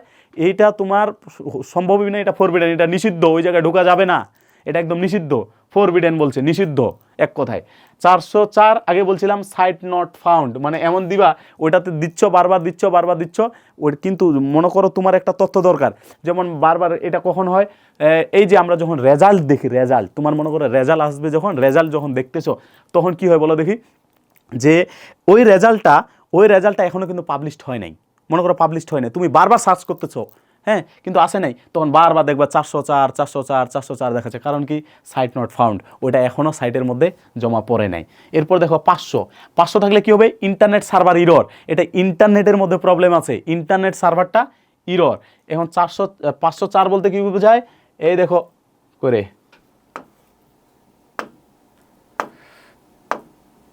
হ্যাঁ, এটা বলতে কি বোঝায়? এটা হচ্ছে গেটওয়ে টাইম আউট, মানে হচ্ছে যে টাইমটা দিচ্ছ এটা কিন্তু কি হয়ে গেছে? টাইম আউট হয়ে গেছে, time out, gateway time out, হ্যাঁ, এটা লেখাচ্ছে। মনে করো একটা জিনিস ইয়া করবা, বেশি টাইম যদি নিয়ে ফেলে ওইটাকে বলা হয় গেটওয়ে টাইম আউট। আশা করি জিনিসটা বুঝছো, এখানে এমন কিছু নাই বুঝার, কিন্তু এটা মুখস্থ রাখতে হবে, এগুলো ডিরেক্ট। যদি এই জিনিসটা বলো যে এটা কি জিনিস, হ্যাঁ, এটা যদি বলো কি জিনিস, তাহলে আমি বলবো এতটুকু পার্ট ডিএমসি কি ঢাকা মেডিকেল কলেজ? জি না, ডিরেক্ট মুখস্থ করো, এটা ডিরেক্ট মুখস্থ করতে হবে, আর কিছু নেই। আচ্ছা চলে আসো পরের পার্ট, আইপি অ্যাড্রেস। এই যে আইপি অ্যাড্রেসের মধ্যে চলে আসলাম। এই আইপি অ্যাড্রেসটাকে তোমরা দিতে পারো 7 স্টার। কত স্টার দিবা তোমাদের ব্যাপার, কারণ এটা তোমাদের পরীক্ষার মধ্যে থাকবেই। 7 স্টার দিলাম। IP address, internet protocol address, internet protocol address, এটাকে বলা হয় আইপি অ্যাড্রেস। তো তাকাও তো, ইন্টারনেটে প্রতিটি ডিভাইসের জন্য আলাদা ইউনিক নাম্বার থাকে। প্রত্যেকটা ডিভাইসের জন্য আলাদা আলাদা অবশ্যই ইউনিক নাম্বার থাকবে, যেমন পাসওয়ার্ড। নিয়ন্ত্রণ করে এটা আইকন নামের আন্তর্জাতিক একটা সংস্থা। এটা হচ্ছে পরিচিতি পর্ব আমরা শিখলাম, ঠিক আছে, গুড। তো এখানে আইপিটা তাহলে কি, এটা হচ্ছে একটা ইউনিক নাম্বার, এটা একটা ইউনিক নাম্বার, মনে করো কোড নাম্বার, ঠিক আছে, বা পাসওয়ার্ড মনে রাখতে পারো, যেহেতু অ্যাড্রেস একটা ঠিকানা। তো এটা হচ্ছে তোমার, এটা কি, এটা কিন্তু এমসিকিউ পরীক্ষাতে আসবে, কোন সংস্থা সেটা তৈরি করছিল আইপি অ্যাড্রেসটা, এটা আছে কি আইক্যান। এবং এটা হচ্ছে 2 ধরনের, কয় ধরনের, 2 ধরনের। Number 1 IPv4। স্যার এটা বলতে কি বোঝায়, প্রথমত বলছি এটা বলতে কি বোঝায় একটু বললাম। আইপি অ্যাড্রেস মানে কি, ইন্টারনেট প্রোটোকল, এটা ভি থেকে ভার্সন নাম্বার 4। তাহলে ইন্টারনেট প্রোটোকল ভার্সন কত নাম্বার, 4, আর ইন্টারনেট প্রোটোকল ভার্সন নাম্বার 6, দুইটা। এখন তোমাকে যদি বলা হয় কোনটা আপডেটেড, অবশ্যই 6। তার মানে জিনিসটা বুঝো, কোনটা আপডেটেড 6, মনে রাখবা 4-এর মধ্যে একটা তুমি মোবাইল কিনছো, ফাংশন আছে কম। 6 কিনবা, মনে করো এটা যেহেতু আপডেটেড, এটার মধ্যে ফাংশন আছে বেশি, ঠিক আছে। তার মানে এটা দেখো, এটা এই জন্য হচ্ছে 32 বিটের, আর এটা কত 128 বিটের, ঠিক আছে। এই বিট বলতে কি বোঝায়, খালি এতটুকু মনে রাখবা, ভেজাল বাদ। 32 মানে মনে করো 32টা ফাংশন ছিল, একটা মোবাইল যে কিনছো 32টা ফাংশন, এটা 128টা ফাংশন, কোনটা কিনবা, অবশ্যই 128টা কিনবা। মানে এইভাবে জিনিসটা মনে রাখবা। বেসিক্যালি আমি এটা বোঝানোর জন্য বললাম, এখানে বিট বলতে আলাদা কিছু বোঝায়। আচ্ছা, এর যেহেতু বলছে 4, ভার্সন যেহেতু 4, 4টা অংশ থাকবে, ঠিক আছে। আর এর ভার্সন 6, তার মানে যে 6টা অংশ থাকবে এরকম কথা না, এখানে কিন্তু দেখবা যে 8টা অংশ থাকে, এরকম জিনিসটা দেখো। এখানে একটা অংশ 1 2 3 4, হ্যাঁ, এই যে দেখো 4টা অংশ, প্রায় আবার বলছে 4.3 মিলিয়ন ডিভাইসকে সাপোর্ট করে। বাপরে, কতগুলা ডিভাইসকে সাপোর্ট করতেছে, চিন্তা করছো, 4.3 বিলিয়ন ডিভাইসকে সাপোর্ট করতেছে। কিন্তু এখন এটা কমে আসছে, এটা ধীরে ধীরে কমে আসছে। এখন দেখো, এটা অনেক বেশি ডিভাইসকে ইউনিক ঠিকানা দিতে পারে, হেক্সাডেসিমেল ফরম্যাটে লেখা যায়। এমসিকিউ পরীক্ষা এটা আসবে, নিচের কোনটিকে হেক্সাডেসিমেল ফরম্যাটে লেখা যায়, এটাকে দেখো। হেক্সাডেসিমেল কি, দেখো ABC, এই ABCDEF পর্যন্ত আছে হেক্সাডেসিমেল, এই জন্য এই ফরম্যাটে লেখা যায়। কয়টা ফরম্যাট আছে, যে একটা অংশ, 2টা অংশ, 3টা অংশ, 4টা অংশ, 5টা অংশ, 6 7 8, কটা অংশ থাকবে, 8টা, একটু আগে বললাম। তাহলে জিনিসটা মনে রাখবা, এটা কি মুখস্থ না, এটা this is one kind of example. এটা যে কোনো এক ধরনের উদাহরণ, তুমি ইচ্ছা মতো তুমি জিনিসটা লিখতে পারো, এটা দিয়ে রাখছে এইভাবে। ক্লিয়ার? ওকে, তাহলে এতটুকু আমরা জিনিস শিখলাম। আবার সংক্ষেপে একটা কথা বলছে, এখানে বলছে লোকাল ওয়েব পেজ এবং রিমোট ওয়েব পেজ, মানে একসাথে যেগুলো যে বললাম একসাথে দেওয়া আছে। দেখো, লোকাল ওয়েব পেজ কি, এটা হচ্ছে অফলাইনে দেখা যায়। আগে বললাম লোকাল ইন্টারনেট লাগে না। রিমোট ওয়েব পেজ কি, ইন্টারনেট লাগবে। ওয়েবসাইট কি, অনেকগুলো ওয়েব পেজ একসাথে, এটা হচ্ছে ওয়েবসাইট। ওয়েব পোর্টাল কি, এক জায়গায় অনেক তথ্য বা সেবা থাকবে, অনেক সেবা, মানে ডাক্তারের তথ্য যা আছে, সেবা যন্ত্র সব। এই যে HTTPS কি, ওয়েব পেজ ট্রান্সফার প্রোটোকল, এটা কিন্তু ট্রান্সফার প্রোটোকল। আগে বলছি ট্রান্সফার, এক জায়গা থেকে অন্য জায়গায় যাবা। এই দেখো TCP অথবা IP কি, ইন্টারনেটের মূল নিয়ম। IP ইন্টারনেট প্রোটোকল মানেই তো নিয়ম নীতি, বলে দিলাম। IP অ্যাড্রেস কি, IP অ্যাড্রেস হচ্ছে প্রতিটি ডিভাইসের আলাদা আলাদা নাম্বার না, দেখলাম যে 4 বিটের আছে, 8 বিটের আছে, দেখলাম না ওই IP অ্যাড্রেস। এটা হচ্ছে পুরনো, আর এই যে যেটা 6, এটা যে নতুন ভার্সন, যে এটা হচ্ছে পুরাতন ভার্সন, এটা নতুন ভার্সন। ওকে, আশা করি জিনিসটা বুঝছো। আচ্ছা, চলে আসো আমরা এখন, আচ্ছা, এই দুইটার মধ্যে আমরা এখন পার্থক্য দেখব। ক্লিয়ার? এই দুইটার মধ্যে পার্থক্য আসবে। IP4 বনাম IP6 ভার্সন। দেখো আমি কত সুন্দর করে বইটা কি সাজিয়েছি। এটা পাবলিশ করব না, তাই এটা তোমাদের দিব, পরবর্তীতে দিব। দেখো তো দুইটার মধ্যে যদি পার্থক্য দেখি, ফুল ফর্ম আগে তো বলে দিছি, ফুল ফর্মটা কি, internet protocol version number 4, internet protocol version number 4। আর এটা কি ইন্টারনেট প্রোটোকল ভার্সন নাম্বার কত হবে বলো? 6 হবে। গুড, ওটা থাকবে। শুরুর সময় কখন হয়েছিল এটা শুরু? এটা প্রায় 1980-র দশকে হয়েছিল, আর 1996-এর দিকে, তাহলে 80, 86, 96 মানে প্রায় 16 বছর পরে এটা কিন্তু তৈরি হয়ে গেছে। কত বিটের? এই সাইজটা কত? আইপি অ্যাড্রেসটা কত সাইজের? 32 বিটের। এটা কত? 128 বিটের। কেন পারবা না? কেন পারবা না? এটা খালি ফুল ফর্মটা লিখে দিবা, internet protocol version 4, internet protocol version 6। যদি দশকটা নাও মনে থাকে তাহলে এটা তো মনে রাখবা কি, এটা হচ্ছে 32 বিটের, ওটা কত? 128 বিটের। আচ্ছা, এটা একটু আগে বললাম, এটা প্রায় 4.3 বিলিয়ন কি ইন্টারনেটকে বা ডিভাইসকে একসাথে কানেক্ট করে, প্রায় দেখো 2 টু দি পাওয়ার 32। আর এটা দেখো 2 টু দি পাওয়ার 32, এখানে মনে রাখবা যে এখানে যেহেতু 32 ছিল এই জন্য 2 এর উপরে 32, এখানে যেহেতু 128 ছিল 2 এর উপরে 128 থেকে প্রায় 3.4 10 টু দি পাওয়ার কত 38 পর্যন্ত তোমার সাপোর্ট করে, ওটা আরও বেশি। ঠিক আছে, গুড। এখন দেখো ফরম্যাটটা কি? এটা ডটেড ডেসিমেল আকারে লিখতে হয়। কেমন আকারে? ডেসিমেল, বাট এটা কি হেক্সাডেসিমেল। একটু আগে বলছিলাম এটা ডেসিমেল আকারে লিখতে হয়, আর এটা কি হেক্সাডেসিমেল আকারে লিখতে হয়। ডেসিমেল আকারটা যদি চিন্তা করো, দেখো ডেসিমেল তো সাধারণভাবে নিয়ম এই যে 1টা পার্ট, 2টা পার্ট, 3টা পার্ট, 4টা পার্ট। এটা যদি দেখো এই যে দেখো 1 2 3 4 5 6, এই আরও 2টা লাগতো, এখানে এই যে ডাবল ডটটা লিখে ফেলাইছে, আগেরটা নিয়মটা ঠিক ছিল। ওকে, আচ্ছা দেখো অংশ কি? অংশ হচ্ছে এর 4টি অংশ থাকে, এই জন্য এর নাম হচ্ছে অক্টেট। এর যে 4টা অংশ থাকে এই জন্য অক্টেট।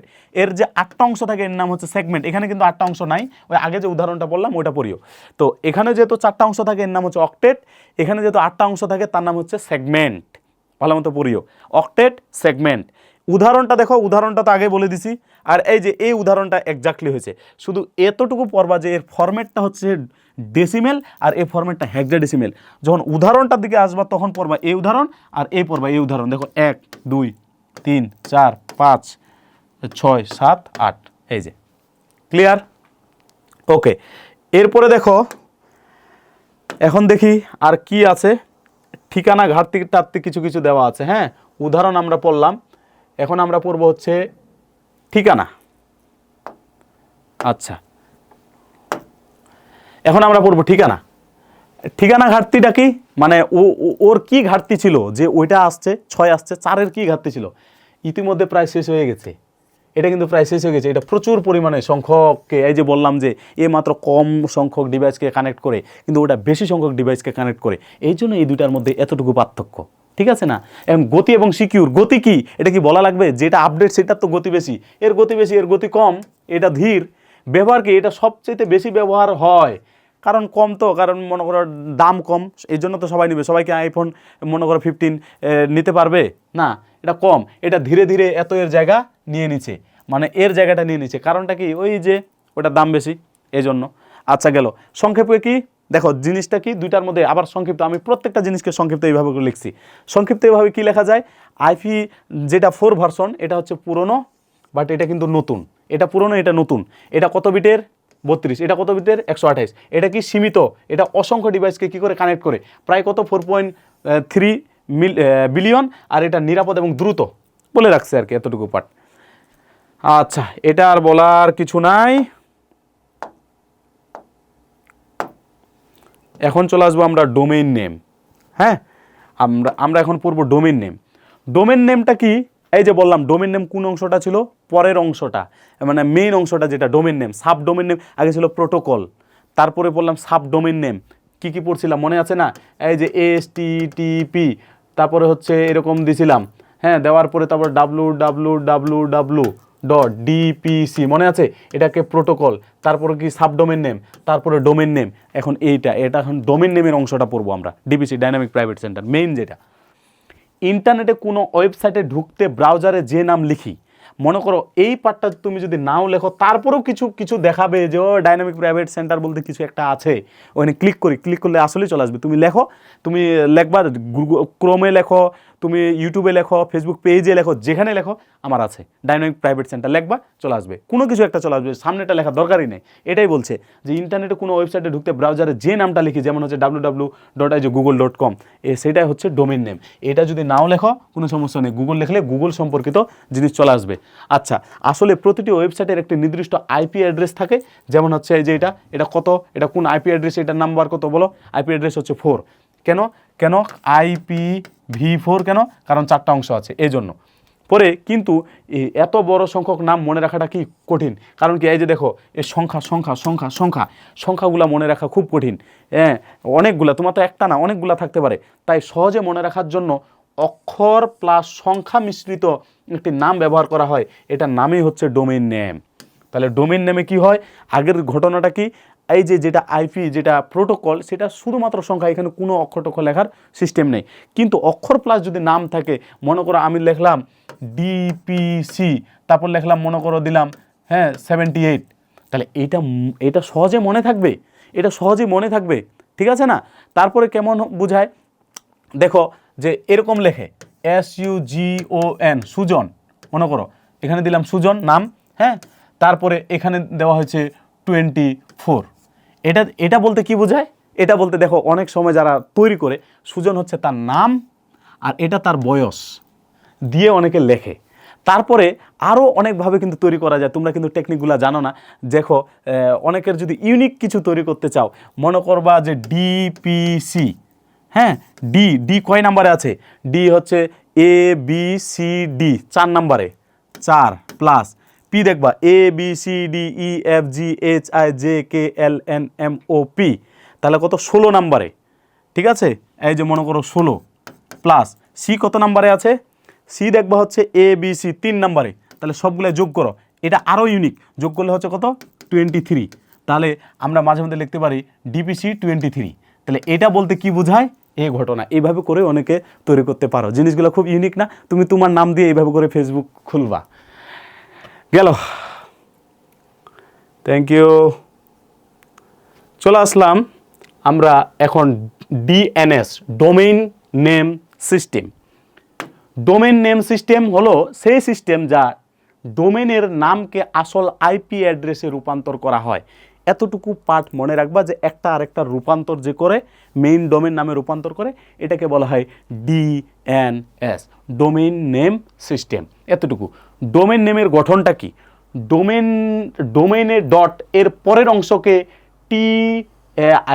TLD বলা হয়, টপ লেভেল ডোমেন। এই যে পরের অংশ টপ লেভেল ডোমেন তো মনে আছে, কেন মনে থাকবে না? এই যে বললাম HTTP এরকম লিখলাম না, তারপরে www.dpc.com, তাহলে বলো কোনটা কি? এটা প্রোটোকল, এটা কি সাবডোমেইন নেম, এটা কি ডোমেইন নেম, এটা হচ্ছে top level domain, top level domain. তাহলে এখন এই পার্টটা আমরা ধীরে ধীরে প্রত্যেকটা পার্ট একটা একটা করে পরেরটা অংশটা পড়তেছি। তাহলে তাকাও, টপ লেভেল ডোমেইন আবার কয়েক ধরনের হয়, 2 ধরনের। এক নাম্বার বলছে জেনারিক ডোমেইন, সাধারণ উদ্দেশ্যে ব্যবহার করা হয়। জেনারিক ডোমেইন দেখো প্রথমে লেখা আছে .com, বাণিজ্যিক প্রতিষ্ঠানে, কমার্শিয়াল থেকে হয়েছে কম, কমার্শিয়াল থেকে কি হয়েছে কম। কমার্শিয়াল মানে কি বলো? কমার্শিয়াল মানে হচ্ছে বাণিজ্যিক, কমার্শিয়াল মানে যেহেতু বাণিজ্যিক, তাহলে এই জন্য হয়েছে এটা বাণিজ্যিক প্রতিষ্ঠান। কি এই যে .com, আমরা যত কিছু ব্যবহার করি এগুলো বাণিজ্যের ক্ষেত্রে ব্যবহার করি। .edu, ইডু মানে ইডু থেকে আসছে এডুকেশন, এডুকেশন কি শিক্ষা প্রতিষ্ঠানের ক্ষেত্রে লেখা হয় ইডু। তারপরে হচ্ছে .gov মানে কি সরকারি প্রতিষ্ঠান। .organization, ORG কি এটা সংগঠন প্রতিষ্ঠান। MIL মিলিটারি সামরিক। .net এটা নেটওয়ার্ক সম্পর্কিত ব্যবহার করা হয়। এগুলো তো জানো, এগুলো পড়বা, এগুলোকে বলা হয় কি জেনারিক ডোমেইন,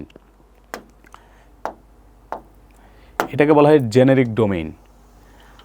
এখন দেখো কান্ট্রি ডোমেইন আছে, আবার কান্ট্রি ডোমেইন যেগুলা, ওগুলা তো হচ্ছে তোমার প্রতিষ্ঠান ইত্যাদি ইত্যাদি, এটা হচ্ছে দেশভিত্তিক, যেটাকে বলা হয় দেশভিত্তিক পড়ো।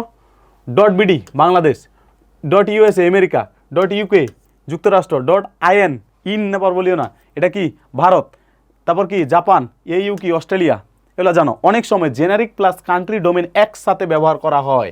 জেনারিক প্লাস কি তোমার যেটা হচ্ছে কান্ট্রি একই সাথে ব্যবহার করা হয়, যেমন .com.bd, মানে এটা দিয়ে বোঝায়, এটা দিয়ে কি বোঝায় বলো, এটা বাংলাদেশের একটা কমার্শিয়াল প্রতিষ্ঠান, বাণিজ্যিক প্রতিষ্ঠান, বাংলাদেশ ভিত্তিক কোনো বাণিজ্যিক প্রতিষ্ঠান বাংলাদেশে।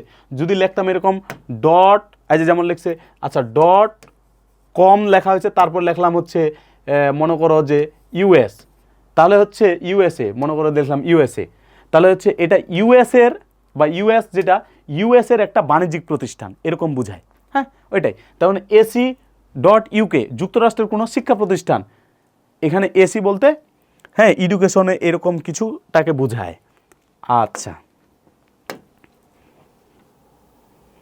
আচ্ছা এইখানে আমরা এটা পড়ে ফেলাই, নিচের অংশটা কি বলছে, গুরুত্বপূর্ণ কিছু পার্থক্য দেওয়া আছে।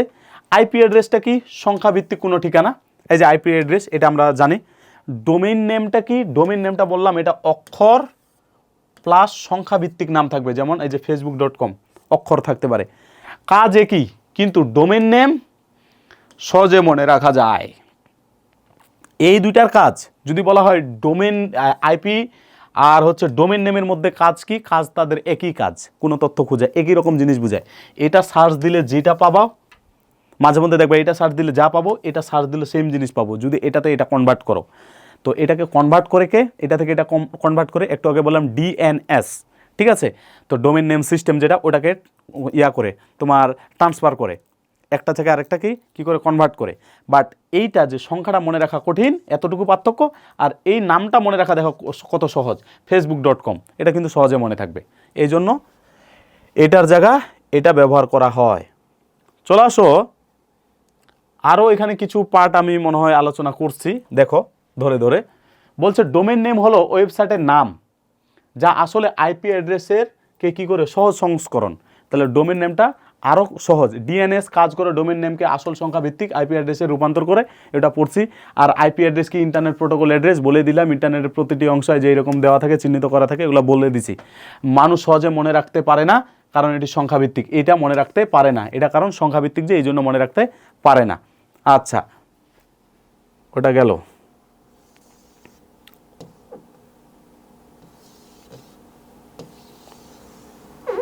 এখন আমরা শিখব ইউআরএল। খুবই ইম্পর্টেন্ট। ইউআরএলটা হচ্ছে uniform resource locator. Uniform resource locator আমরা একটু আগে পড়েছি, ইউআরএল এর অংশ। তো ইউআরএল এই যে এরকম একটা মনে করে দেওয়া আছে, ভালো মতো সম্পূর্ণ একটা ঠিকানা, নিচে লেখা আছে সম্পূর্ণ কথাটা বলা আছে। কারণ ইউআরএল এর কয়টা অংশ বলে দেখি? 6টা। দেখো, এটা একটা, এটা একটা, এটা একটা, এটা একটা, এটা ধরে নাও একটা, এটা একটা, 1 2 3 4 5 6, 6টা অংশ থাকে। বেসিক্যালি কখনো 5টাও থাকে, কখনো 6টাও থাকে, এরকম কিন্তু দেওয়া আছে।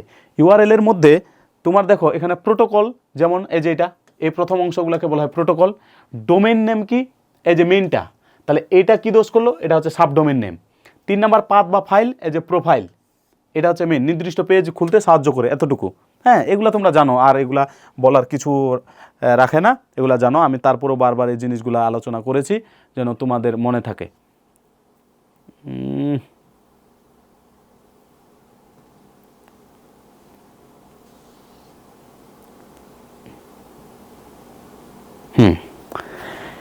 এতটুকু পার্ট দেখো, এখানে একটা পার্থক্য আমি দিছি। আইপি অ্যাড্রেস এবং ইউআরএল এর মধ্যে পার্থক্য খুবই ইম্পর্টেন্ট। এই দুইটা খুবই ইম্পর্টেন্ট। আইপি অ্যাড্রেস এবং ইউআরএল এর মধ্যে পার্থক্য। এটার অর্থ কি? আইপি অ্যাড্রেসটা কি? ইন্টারনেটে ডিভাইস বা সার্ভারের সংখ্যাগত ঠিকানা।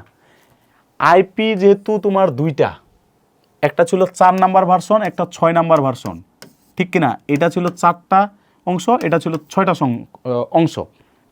এটা সংখ্যাগত ঘটনা। আর ইউআরএলটা হচ্ছে এটা ওয়েব পেজে রিসোর্স খোঁজার কাজে সম্পূর্ণ ঠিকানা, এটা পরিপূর্ণ ঠিকানা। আর এইটার অংশ কিন্তু এটা, কারণ ইউআরএল যেহেতু 6টা অংশ, ইউআরএল এর টোটাল 6টা অংশ, 6টা অংশের মধ্যে এটা একটা অংশ, ঠিক আছে? তার মানে এটা বড়, এর বাচ্চা এরা, ঠিক আছে? এইভাবে মনে রাখতে পারো। এটা কেবল সংখ্যাগত, দেখুন ধরনটা কেমন, IP4 এত। আর এটা কি? প্রোটোকল, ডোমেইন এবং পাথ সহ সম্পূর্ণ ঠিকানা। এটা সম্পূর্ণ ঠিকানা, এটা সম্পূর্ণ ঠিকানা। এরপরে কি উদাহরণ দেখো দেওয়া আছে 1টা 2টা 3টা 4টা, তার মানে আইপি ভার্সন এটা কত 4, আর এটা দেখো পরিপূর্ণ, এটা সম্পূর্ণ, কি কি বোঝায় সব দেওয়া আছে। আচ্ছা, মনে রাখা কঠিন কেন? সংখ্যাগত ভিত্তিক, সংখ্যাগত মনে রাখা কঠিন। আর এটা মনে রাখা সহজ কারণ ডোমেন নাম সহ আলফাবেটিক্যালি। আলফা নিউমেরিক্যাল বলতে কি বোঝায়? আলফা নিউমেরিক্যাল মানে হচ্ছে এবিসিডি, বর্ণমালা, অক্ষর, এসব জিনিসকে বোঝায়। আচ্ছা, চলে যাই। এরপরে আর কিছু বলছে দেখো, ব্যবহার, ওইটার ব্যবহার কি? এরা কি করে, ওই যে তোমার যে ডিভাইসকে ইন্টারনেটে চিহ্নিত করে, আর এটা ওয়েবসাইট নির্দিষ্ট রিসোর্সে খুঁজে বের করে। সংস্করণ দেওয়া আছে, নাম্বার, ইউআরএল হলো, এই যে এখানে সহজ কথায় একটা লিখে রাখছি যেটা সংস্করণটা। আইপি অ্যাড্রেস হলো বাড়ির নাম্বার, আর ইউআরএল হচ্ছে এই বাড়িতে যাওয়ার সম্পূর্ণ ঠিকানা, ওই বাড়িতে কিভাবে যাবা, রাস্তার ঠিকানা, কত নাম্বারে, কোথায় থাকো, এটা। আর ওটা শুধু বাড়ির নাম্বারটা, ওটা মেইন হচ্ছে ওইটা বাড়ির নাম্বার। আর এটা কিভাবে যাবা, কিভাবে কোন গাড়িতে উঠবা, কি যাবা, হ্যাঁ তুমি ট্রেনে যাবা নাকি বাসে যাবা, কিভাবে গেলে সহজ হয়, এটা সম্পূর্ণ ঠিকানা। এবার এখানে বলছে দেখো, আচ্ছা এটাকে উপরে তুলি একটু, হ্যাঁ দাঁড়াও একটু উপরে তুলি। এবার চলো শিখি, হ্যাঁ এবার চলো আমরা শিখি। চলো এবার শিখি আইপি অ্যাড্রেস এবং ডোমেন নেমের মধ্যে পার্থক্যটা শিখি একটু। আইপি অ্যাড্রেস এবং ডোমেন নেম তো পার্থক্য আগেই শিখছি আমরা, তো এখানে আর কিছু মনে রাখার নাই। ইন্টারনেট প্রতিটি কম্পিউটার বা সার্ভারের একটি সংখ্যাগত জিনিস, এগুলো তো আলোচনা করছি। IP4, IP6 বারবার বলছি, এগুলো যেন আর ভুল না হয়। এখানে 4টা অংশ, এখানে 6টা অংশ, এই 4টা অংশকে বলা হয় অক্টেট, আর এটাকে বলা হয় সেগমেন্ট। ডোমেন নেম কি? ওই যে সম্পূর্ণ চেনা যায় কিভাবে, একদম পুরাপুরি অক্ষরভিত্তিক সংখ্যা সব কিছু থাকবে। আবার ডিএনএস কি? ডিএনএস হচ্ছে ওই সংখ্যাগুলোকে অক্ষরভিত্তিকে রূপান্তর করে, আইপি অ্যাড্রেসে রূপান্তর করে। এগুলো আমরা আগেই বলছি। আচ্ছা, সংক্ষেপে আরও এখানে কথা বলে রাখছি আমি, দেখো আর কত সংক্ষেপে বলবো, কত বলবো, এদিকে তাকাও। আইপি অ্যাড্রেস হলো কারো ফোন নাম্বার, আর কত সহজ করে বলছি, আইপি অ্যাড্রেস হলো কারো ফোন নাম্বার, আর ডোমেন নেম হলো তার নাম। তার মানে কি, ওই মানুষটা না থাকলে তোমার নাম্বার হবে? ওই মানুষটা যদি না থাকে তার কোনো নাম্বার হবে? তার মানে আগে মানুষটা থাকতে হবে, তাহলে না তার নাম্বার থাকবে। ঠিক একই ঘটনা, এতটুকু পার্ট। দেখো ওয়েবসাইটের এখন কাঠানো, এখন ওয়েবসাইট, স্ট্রাকচার অফ ওয়েবসাইট বলে দিচ্ছি, স্ট্রাকচার অফ ওয়েবসাইট। ওয়েবসাইটের কাঠামো মনে রাখা হয় ওয়েবসাইটের বিভিন্ন পেজ কিভাবে সাজানো থাকবে এবং ব্যবহারকারীরা কিভাবে এক পেজ থেকে অন্য পেজে যাবে, এটা পুরোটাকে বলা হয় স্ট্রাকচার বা কাঠানো বা ধরন, একটার পরে একটা কিভাবে আসবে। ওয়েবসাইটের কিছু কিছু অংশ থাকে। ওয়েবসাইটের এখানে অংশ দেখো, একটা হচ্ছে হোম পেজ। একটু আগে তোমাদের আমি একটা সুন্দর করে হোম পেজ বা টায়ারটা দেখাইছিলাম, মনে করো এটা হচ্ছে মেইন। এখানে খুঁজলে তুমি একটাতে ঢুকবা, এখানে ক্লিক করবা, নতুন একটা পেজে যাবে, এখানে ক্লিক করবা, আর একটা পেজে যাবে, এখানে ক্লিক করবা, আর একটা পেজে যাবে, এরকম বলছিলাম না? তাহলে মানে প্রথমে যেটা পেজটা দেখতে পারো, কোনো একটা ওয়েবসাইট খোলার সাথে সাথে যে পেজটা প্রথমের দিকে চলে আসে সেটাকে বলা হয় হোম পেজ, পরেগুলোকে বলা হয় সাব পেজ। ওয়েবসাইটের প্রথম পেজ, এখান থেকে সব কিছু পেজে যাওয়া যায়, এটাই বলা আছে। হোম পেজ থেকে কোথায় যাওয়া যায়? সব পেজে যাওয়া যায়। আচ্ছা, 2 নম্বর হচ্ছে মূল পেজ বা মেইন পেজ। ওই যে মেইন পেজ, এটা হচ্ছে মেইন সেকশন বা টার নাম্বার 2। হোম পেজ থেকে যেসব প্রধান পেজে, মানে একটা হোম পেজ তো থাকলোই, ওইটার মধ্যে আবার মেইন জিনিস থাকে, ওইটা ফের আলাদা পেজ। ওই পেজ থেকে আবার নতুন ছোটোখাটো জিনিসে যাওয়া যায়, এটা হচ্ছে দেওয়া আছে। এরপরে ঘটনা বলছে, হ্যাঁ উপধারার পেজ বা সাবসেকশন, বললাম না ছোট পেজগুলোকে বলে সাবসেকশন, ওগুলো আর কিছু বলবো না। দেখো ওয়েবসাইটের স্ট্রাকচারের ধরন খুবই ইম্পর্টেন্ট। এখান থেকে তোমাদের এখান থেকে সিকিউ পরীক্ষায় আসে, এটা সিকিউ পরীক্ষায় আসবে, এখান থেকে আসে মাঝে মধ্যে। দেখো সিকোয়েন্স স্ট্রাকচার দেওয়া আছে, দেখো একটার পর একটা পেজ সিরিয়ালি সাজানো থাকে। এটা হচ্ছে কি সিকোয়েন্স মানে একটার পরে আরেকটা, একটার পর না রিয়ারেঞ্জ, কোন সেন্টেন্সটা আগে বসবে পরে বসবে, ওইটাই আর কি। এখন বলা আছে ট্রেনিং সাইট, কিছু দেখো ট্রেনিং সাইট দেওয়া আছে। এটা হচ্ছে টিউটোরিয়ালের জন্য ব্যবহার করা হয়। ট্রেনিং কি? ট্রেনিং সাইটগুলো কীরকম, কোন স্লাইডের পরে কোন স্লাইড আসবে, কোন স্লাইডের পরে কোন স্লাইড আসবে, এই সেম ঘটনা। ট্রি হায়ারিক্যাল স্ট্রাকচার, মনে করো এটা আসলেই তাই, এটা গাছের মতো দেখা, এটাই যে মেইন পেজ একটা থেকে আরেকটা গাছের মতো লাগবে না, এটা আর কি। এই যে হোম পেজ থেকে শাখা প্রশাখার মতো অনেকগুলো লেভেল বা পেজ যুক্ত করা যায়, এই কথাগুলো বলছে। এখানে বড় কোম্পানির ওয়েবসাইটে বেশি ব্যবহার করা হয়, যেগুলো বড় কোম্পানি। হ্যাঁ, আচ্ছা আর কিছু পার্ট আছে দেখো। আবার এরা 2 ধরনের হয়, সরল হাব, কি দেওয়া আছে, জটিল হায়ারার্কিক্যাল দেওয়া আছে, এগুলো তোমরা পড়ে নিও। হ্যাঁ, তারপর হচ্ছে ওয়েব লিঙ্ক বা নেটওয়ার্ক স্ট্রাকচার, সব পেজ একে অপরের সাথে লিঙ্ক করা থাকে, মানে যুক্ত করা থাকে, কিছুটা জটিল ব্যবহারকারীর জন্য কিছুটা সুবিধাজনক। হাইব্রিড স্ট্রাকচার দেওয়া আছে, এই যে গুগল ওয়েব পেজে, মানে এটা বড়, এটা প্লাস ট্রি এবং নেটওয়ার্ক সাহায্যে লাগে, নেটওয়ার্কের সাহায্যে মিলে এটা তৈরি করা হয়। এই পার্টটা তোমরা ভালো মতো পড়ে নিবা। ওকে, এরপরে চলে আসো ওয়েবসাইট ডিজাইন করার জন্য যা দরকার। একটা ওয়েবসাইট ডিজাইন করতে কী কী জিনিস লাগবে? প্রথমত যদি দেখি আমরা, অপারেটিং সিস্টেম লাগবে। কী কী জিনিস লাগে একটা ওয়েবসাইট ডিজাইন করতে? অপারেটিং সিস্টেম লাগবে। অপারেটিং সিস্টেম কোনগুলো? যেমন উইন্ডোজ, লিনাক্স, অ্যান্ড্রয়েড, এসব লাগে। হ্যাঁ, উইন্ডোজ আর লিনাক্স ইয়াটা জানো, অ্যান্ড্রয়েড জানো, কিন্তু লিনাক্সটা কি? লিনাক্সটা একটু হার্ড। এটা দেখা যাবে যে 100 জনের 2 জন একজন ব্যবহার করে, কারণ কি লিনাক্সে বিভিন্ন ধরনের রিসার্চের কাজগুলো করা হয়, অনেক কাজ একসাথে তোমার করা লাগে, রান করা লাগে, সেই জিনিসগুলো কিন্তু হয় না এই জায়গা, এগুলাতে হয় না, এটাকে লিনাক্সে করা লাগে। আচ্ছা, HTML editor, notepad plus plus আছে, তারপর হচ্ছে সাবলাইম আছে, টেক্সট আছে, এগুলা।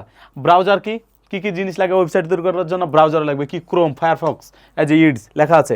এরপর আছে কিছু প্রোগ্রামিং ভাষা লাগে, যেমন HTML, CSS, PHP, জাভাস্ক্রিপ্ট, এগুলো লাগে। হোস্টিং সফটওয়্যার কি, যারা হোস্ট করতে হেল্প করে, কী কী লাগে? FTP, এসব সফটওয়্যারও কাজে লাগে। এতটুকু জিনিস খালি মাথার মধ্যে রাখবা।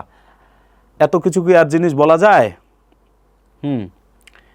আচ্ছা, এই যে আমরা এখন মেইন পার্টের মধ্যে ঢুকে গেলাম। এতক্ষণে আমরা মেইন পার্টের মধ্যে আসতেছি, বাকিগুলা তো রিডিং টিডিং পড়লাম, এখন মেইন পার্টে আমরা আসলাম।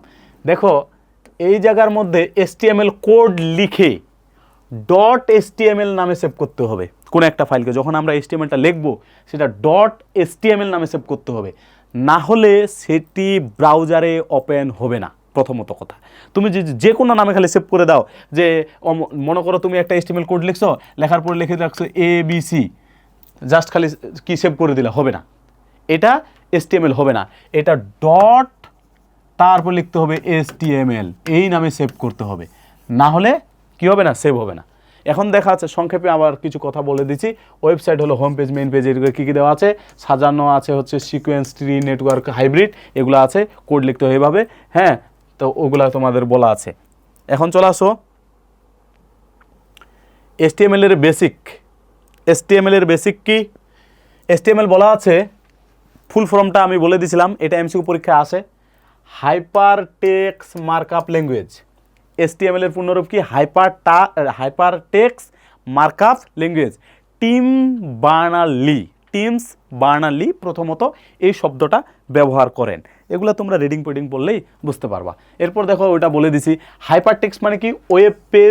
ওয়েবে লিঙ্ক তৈরির জন্য ব্যবহার করা হয় হাইপার টেক্সট। ওয়েবে লিঙ্ক করার জন্য, ওখানে ক্লিক করলেই যেন অন্য জায়গায় যায়, ক্লিক করলেই যে জায়গায় চাচ্ছ ওই জায়গায় যায়। মার্কআপ হচ্ছে বিশেষ ধরনের ট্যাগ বা কিওয়ার্ড দিয়ে গঠন করা হয়। বিশেষ ধরনের ট্যাগ আমরা শিখবো, এই যে মনে করো শিখলাম ডেল ট্যাগ আছে, তারপরে ট্যাগ শিখবো হচ্ছে HR, হ্যাঁ, হাইপারলিঙ্ক ট্যাগ আছে, তারপরে শিখবো B ট্যাগ আছে, তারপরে শিখবো হচ্ছে আমরা S ট্যাগও আছে, হ্যাঁ, এরকম অনেকগুলো ট্যাগ শিখবো যেগুলোর জন্য বিভিন্ন ধরনের কাজ করা হয়। ল্যাঙ্গুয়েজ কি? কম্পিউটার বা মানুষ উভয় ব্যবহার করতে পারে, এরকম কিছু বোঝায়। আবার বলছে ওয়েব পেজ কি? এটা কি নতুন করে বলা লাগবে? না, এইগুলা জিনিস পরীক্ষার মধ্যে আসে, বিজয় আমি বারবার লিখে রাখছি। ওয়েব পেজ কি? এটা হচ্ছে HTML দিয়ে লেখার ডকুমেন্টগুলোকে বলা হয় ওয়েব পেজ। দেখছো, এখানে আবার নতুন করে ঘটনা বলছি, HTML দিয়ে লেখা থাকে ওয়েব পেজগুলা, এবং এটি .html অথবা .stm যদি এরকম ব্যবহার করো তারপরেও কাজ করবে। এলটা লেখো নাই, তারপরেও কিন্তু কাজ করে ফেলাবে, হ্যাঁ, তারপরেও কাজ করবে, এটা বুঝে নেবে কম্পিউটার বাই ডিফল্ট হিসেবে। এক্সটেনশন দিয়েই এটা ফাইল সেভ করতে হবে, বলে দিছি। এবং আচ্ছা, এতটুকু পার্ট দেখো, নিচেরটা আবার কি বলছে? ওয়েব এবং ইন্টারনেট ও কি দেখা আছে? www, হ্যাঁ। তাহলে এখানে দেখো, ওয়েব ইন্টারনেট ব্যবহার করছে, ডিভাইসগুলোকে সংযোগ স্থাপন করার জন্য ইন্টারনেট লাগে। ওয়েবকে ইন্টারনেট ব্যবহার করার জন্য তথ্য আদান প্রদানের একটা সিস্টেম, এটা হচ্ছে ওয়েব। ওয়ার্ল্ড ওয়াইড ওয়েব, এটা MCQ পরীক্ষায় আসবে। সব ওয়েব পেজকে বিশেষ ধরনের সংগ্রহ, যেহেতু ওয়ার্ল্ড ওয়াইড ওয়েব, ওয়ার্ল্ড মানে হচ্ছে বিশ্ব, ওয়াইড মানে হচ্ছে বিশ্বস্ত সব জায়গায়, আর ওয়েব মানে জাল। তাহলে মনে করো জালের মতো করে সারা বিশ্ব একটা নির্দিষ্ট অংশের মধ্যে কি থাকে? আটকানো থাকে। এটার নামই হচ্ছে ওয়ার্ল্ড ওয়াইড ওয়েব, মানে যে কোনো সময় যে কারোর সাথে আমরা যোগাযোগ করতে পারি এইভাবে। HTTP এর ইতিহাসগুলা এমসিকিউ পরীক্ষার জন্য আসবে। এটা হচ্ছে এমসিকিউ পরীক্ষার জন্য আসবে। 1989 সালে টিম বার্নার্স লি বানানটা দেয় নাই, LEE হইতো, LEE, টিম বার্নার্স লি দেয় নাই বলতে কি আমি নিজে দিতে ভুলে গেছি, আমারই তো তৈরি করা, আমি দিতে ভুলে গেছি। টিমস বার্নার লি, এটা হচ্ছে এইটা ছাড়া পড়ে গেছে, এটা খ ব হয়ে গেছে, তো এটা লি হইতো। প্রথম ওয়েবের কি দেন, এটা ধারণা দেন, এই যে ওয়েবের www এর ধারণা দেন। এবং 1989 থেকে 90 যখনই চলে আসলো এ প্রথম ওয়েবসাইট তৈরি করা হয় এমসিকিউ পরীক্ষায়। কত সালে সবার প্রথমে ওয়েবসাইট তৈরি করা হয়? 1990 সালে। এবং HTML এটি হচ্ছে সর্বশেষ সংস্করণ, এবং এইটা মনে রাখতে হবে HTML5 এটা তৈরি করা হয় 2010 সালে। কবে? 2010 সালে। এইটা হচ্ছে সর্বশেষ সংস্করণ HTML5। এইটাই কিন্তু ডক্স টাইপ HTML নামে পরিচিত, DOCTYPLE, ডক্স টাইপ HTML বলা হয় এটাকে, HTML। হ্যাঁ, এটা আমরা পড়ব, ডক্স টাইপ HTML বলা হয় এটাকে, এটার জন্য লেখা হয়। আচ্ছা, এরপরে আছে HTML এর সুবিধা কি? সহজে লেখা যায়, ব্যবহারযোগ্য, সব ব্রাউজারে সমর্থন করে এবং বিনামূল্যে ব্যবহার করা যায়। হ্যাঁ, এটা বিনামূল্যে ব্যবহার, সার্চ ইঞ্জিনে এটা বান্ধব, ভুলের সম্ভাবনা কম, এখানে ভুল খুবই কম হয় এবং দেখা যায়। এবং অসুবিধাগুলো দেওয়া আছে, অসুবিধাগুলো এখন আমরা নিচে পড়ব। দেখো অসুবিধা কি? নিরাপত্তা কম, যেহেতু তোমার এরকম, তাহলে নিরাপত্তাও অবশ্যই কম হবে। নিরাপত্তা কম, বেশি কোড লিখতে হয়, বেশি কোড লিখতে হয়, একটা আনার জন্য অনেক বেশি কোড লিখতে হয়। মনে করো তুমি কোনো একটা MS অথবা পাওয়ার পয়েন্টে ঢুকলে একটা টেবিল বানাইতে পারতেছো সহজে, কিন্তু এখানে এত সহজে পারবা না, অনেক কোড টোড লেখা লাগে এই জন্য। এবং সিনটেক্স মুখস্থ রাখতে হয়, সিনটেক্স মুখস্থ রাখাটা খুব টাফ। হ্যাঁ, সিনটেক্সটা মুখস্থ রাখা লাগে। এরপরে HTML এর ট্যাগ এবং সিনটেক্সের মধ্যে এখন ধারণা শিখব, ট্যাগের ধারণা। এখন কিন্তু আমরা মেইন পার্টে চলে আসছি, HTML এর মেইন পার্টে ঢুকে গেছি। এটা হচ্ছে এমটি ট্যাগ, খুবই ইম্পর্টেন্ট, খুবই ইম্পর্টেন্ট। 7 স্টার দাও, স্টার প্লাস স্টার ও 7 স্টার, এটা নাম দিয়ে রাখলাম আমি, স্টার ও 7 স্টার। কতটা ইম্পর্টেন্ট এমটি ট্যাগ হচ্ছে, তুমি যখন একটা ওয়েবসাইট তৈরি মানে HTML লিখবা, HTMLটা কীভাবে লিখতে হয় যদি প্রথমত বলি, প্রথমত একটা জিনিস 5 বার 6 বার লিখবা, 5 বার 6 বার। আমি বলে দিই 5 বার 6 বার। যেমন কিভাবে? যেমন ডক্স টাইপ HTML কথাটা না লিখলেও হয়, কেমন? এরকম লেখে DOCTYPE,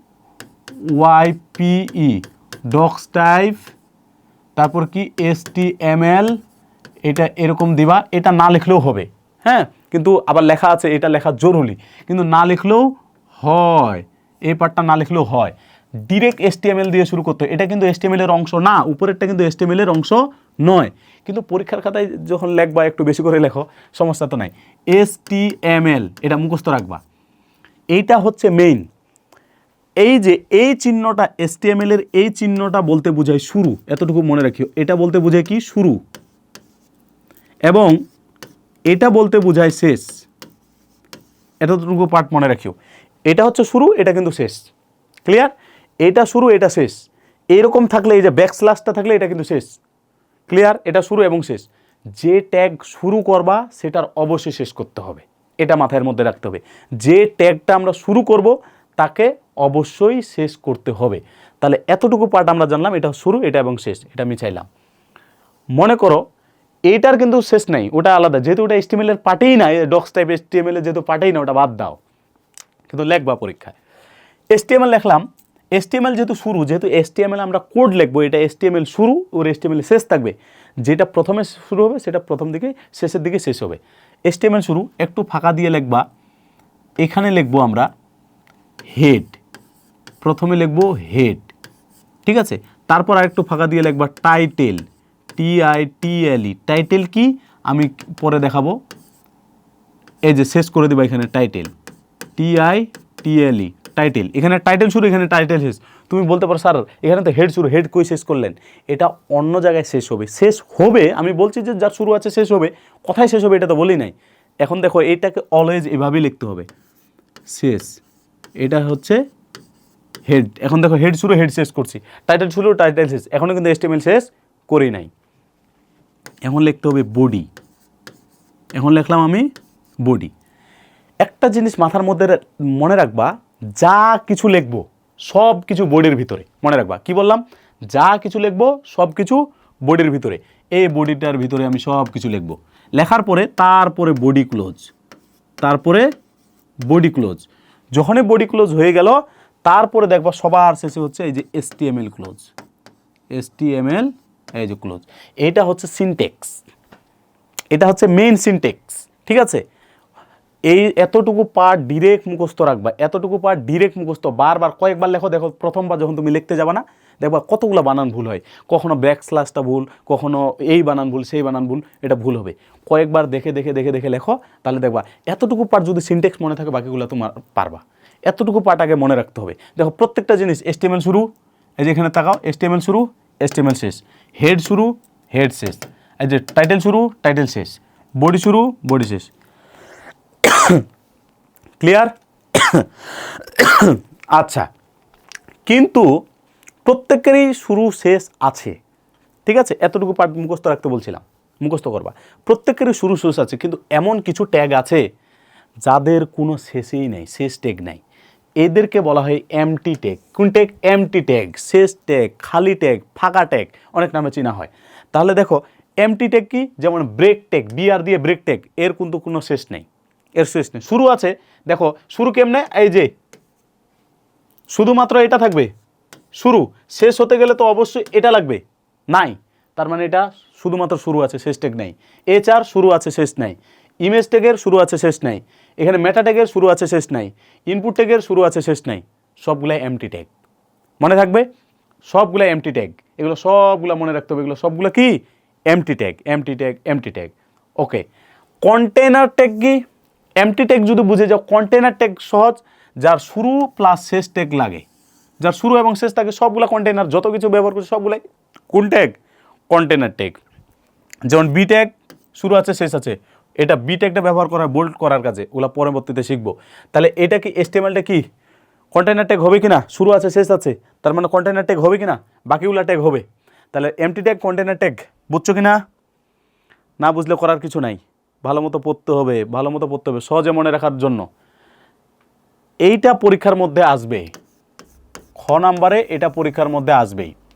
HTML প্রোগ্রামিং ভাষা নয়, বরং মার্কআপ ল্যাঙ্গুয়েজ। এটা কিন্তু কোনো ভাষা না।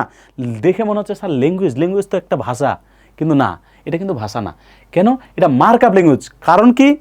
মার্কআপ বলতে কি বুঝালাম? এটা হচ্ছে ওয়েব পেজ তৈরির কাজে লাগে। প্রতিটি ওয়েব পেজের গঠন HTML দিয়ে তৈরি করা হয়, প্রত্যেকটা ওয়েব পেজের গঠনটা HTML দিয়ে তৈরি করা হয়।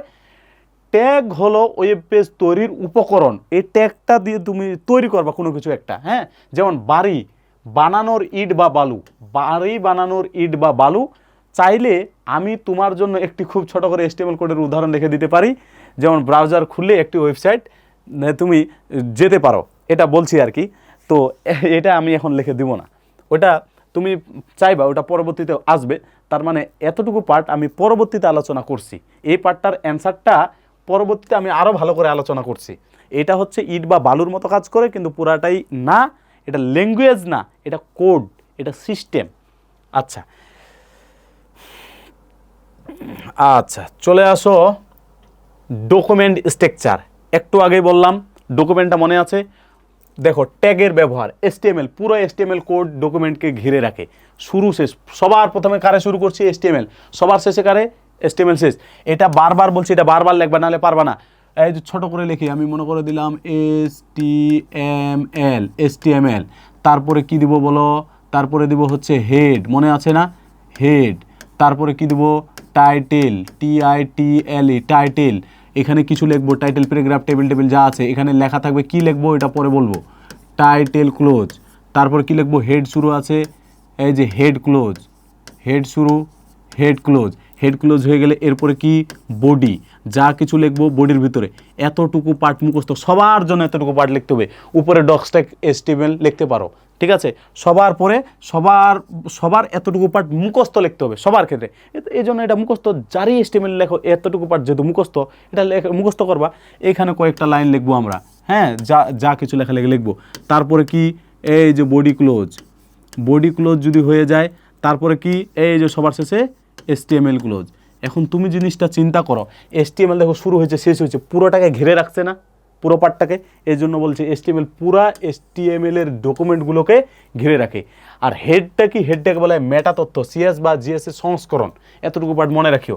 টাইটেল কি, ব্রাউজারের ট্যাগের নাম। ব্রাউজারের ট্যাগের নাম কিভাবে, মনে করো তুমি যদি এইটা HTMLটা টেবিল তৈরি করার কাজে লাগাও, তাহলে এখানে লিখবা টেবিল, এখানে লিখে দিবা টেবিল। যদি টেবিল তৈরি করো তাহলে এখানে লিখে দিলা টেবিল। যদি মনে করো প্যারাগ্রাফ তৈরি করো প্যারাগ্রাফ। যদি মনে করো তুমি অন্য কিছু লিস্ট তৈরি করবা তাহলে লিস্ট। যদি তুমি ছবি যোগ করো তাহলে ইমেজ, ওইটা বুঝাবে। এবং বডি হচ্ছে মূল কন্টেন্ট ধরে রাখে, মূল যেটা মেইন, যা কিছু লিখবো বডির ভিতরে, যা কিছু লিখবো বডির ভিতরে, মুখস্থ যা কিছু লিখবো বডির ভিতরে। এই যে ডক্স টাইপ, আমি শেষের দিকে দিতাম না, এখানে প্রথম দিকে হবে, হ্যাঁ, এটা একটু ভুল হয়ে গেছে। তাহলে এটা ডক্স টাইপটা এই যে এভাবে লিখবা, এভাবে, হ্যাঁ, এটা লিখে রাখবা। হ্যাঁ, প্রথমে হচ্ছে এই যে একটা দাগ দিছি, হ্যাঁ, আশ্চর্যবোধক চিহ্ন দিছি, তারপরে ডক্স টাইপ HTML, এটা HTML5 ডকুমেন্টের ঘোষণা, এটা HTML5 ডকুমেন্টের ঘোষণা। এটা MCQ পরীক্ষার মধ্যে আছে, এটা না লিখলেও হয়, তবে বলে দিচ্ছে লেখা জরুরি কেন, এটা পরবর্তীতে আমরা পড়ব। ওকে, এরপরে চলে আসো, এরপরে আরও কিছু কথা আছে। দেখো, কিছু হেডিং এবং কন্টেন্টের ট্যাগের বলতে কথা আছে, ট্যাগ এবং ট্যাগের ব্যবহার। দেখো, এখানে H1 নামের একটা ট্যাগ আছে, H1 থেকে H6 পর্যন্ত কিছু ট্যাগ আছে, এগুলা আমরা পড়ব। যেমন কি, আমি তোমাদের ধীরে ধীরে এগুলো দেখাবো। H1 ট্যাগ কি, H1 ট্যাগটা হচ্ছে তোমার লেখাটা হেড ট্যাগ, যেহেতু এটা হচ্ছে সবচাইতে বড় ট্যাগ। H1 ট্যাগটা সবচাইতে বড়, আর H6 ট্যাগটা সবচাইতে ছোট ট্যাগ। কিন্তু H7 বলতে কোনো ধরনের ট্যাগ নাই। তার মানে H বা শিরোনাম বা হেডিং ট্যাগ কয়টা, 6টা, 1 থেকে 6 পর্যন্ত। 7 বলতে কোনো ট্যাগ নাই, মুখস্থ।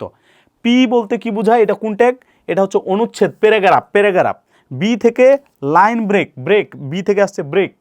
HR হচ্ছে হরাইজন্টাল লাইন তৈরি করবে।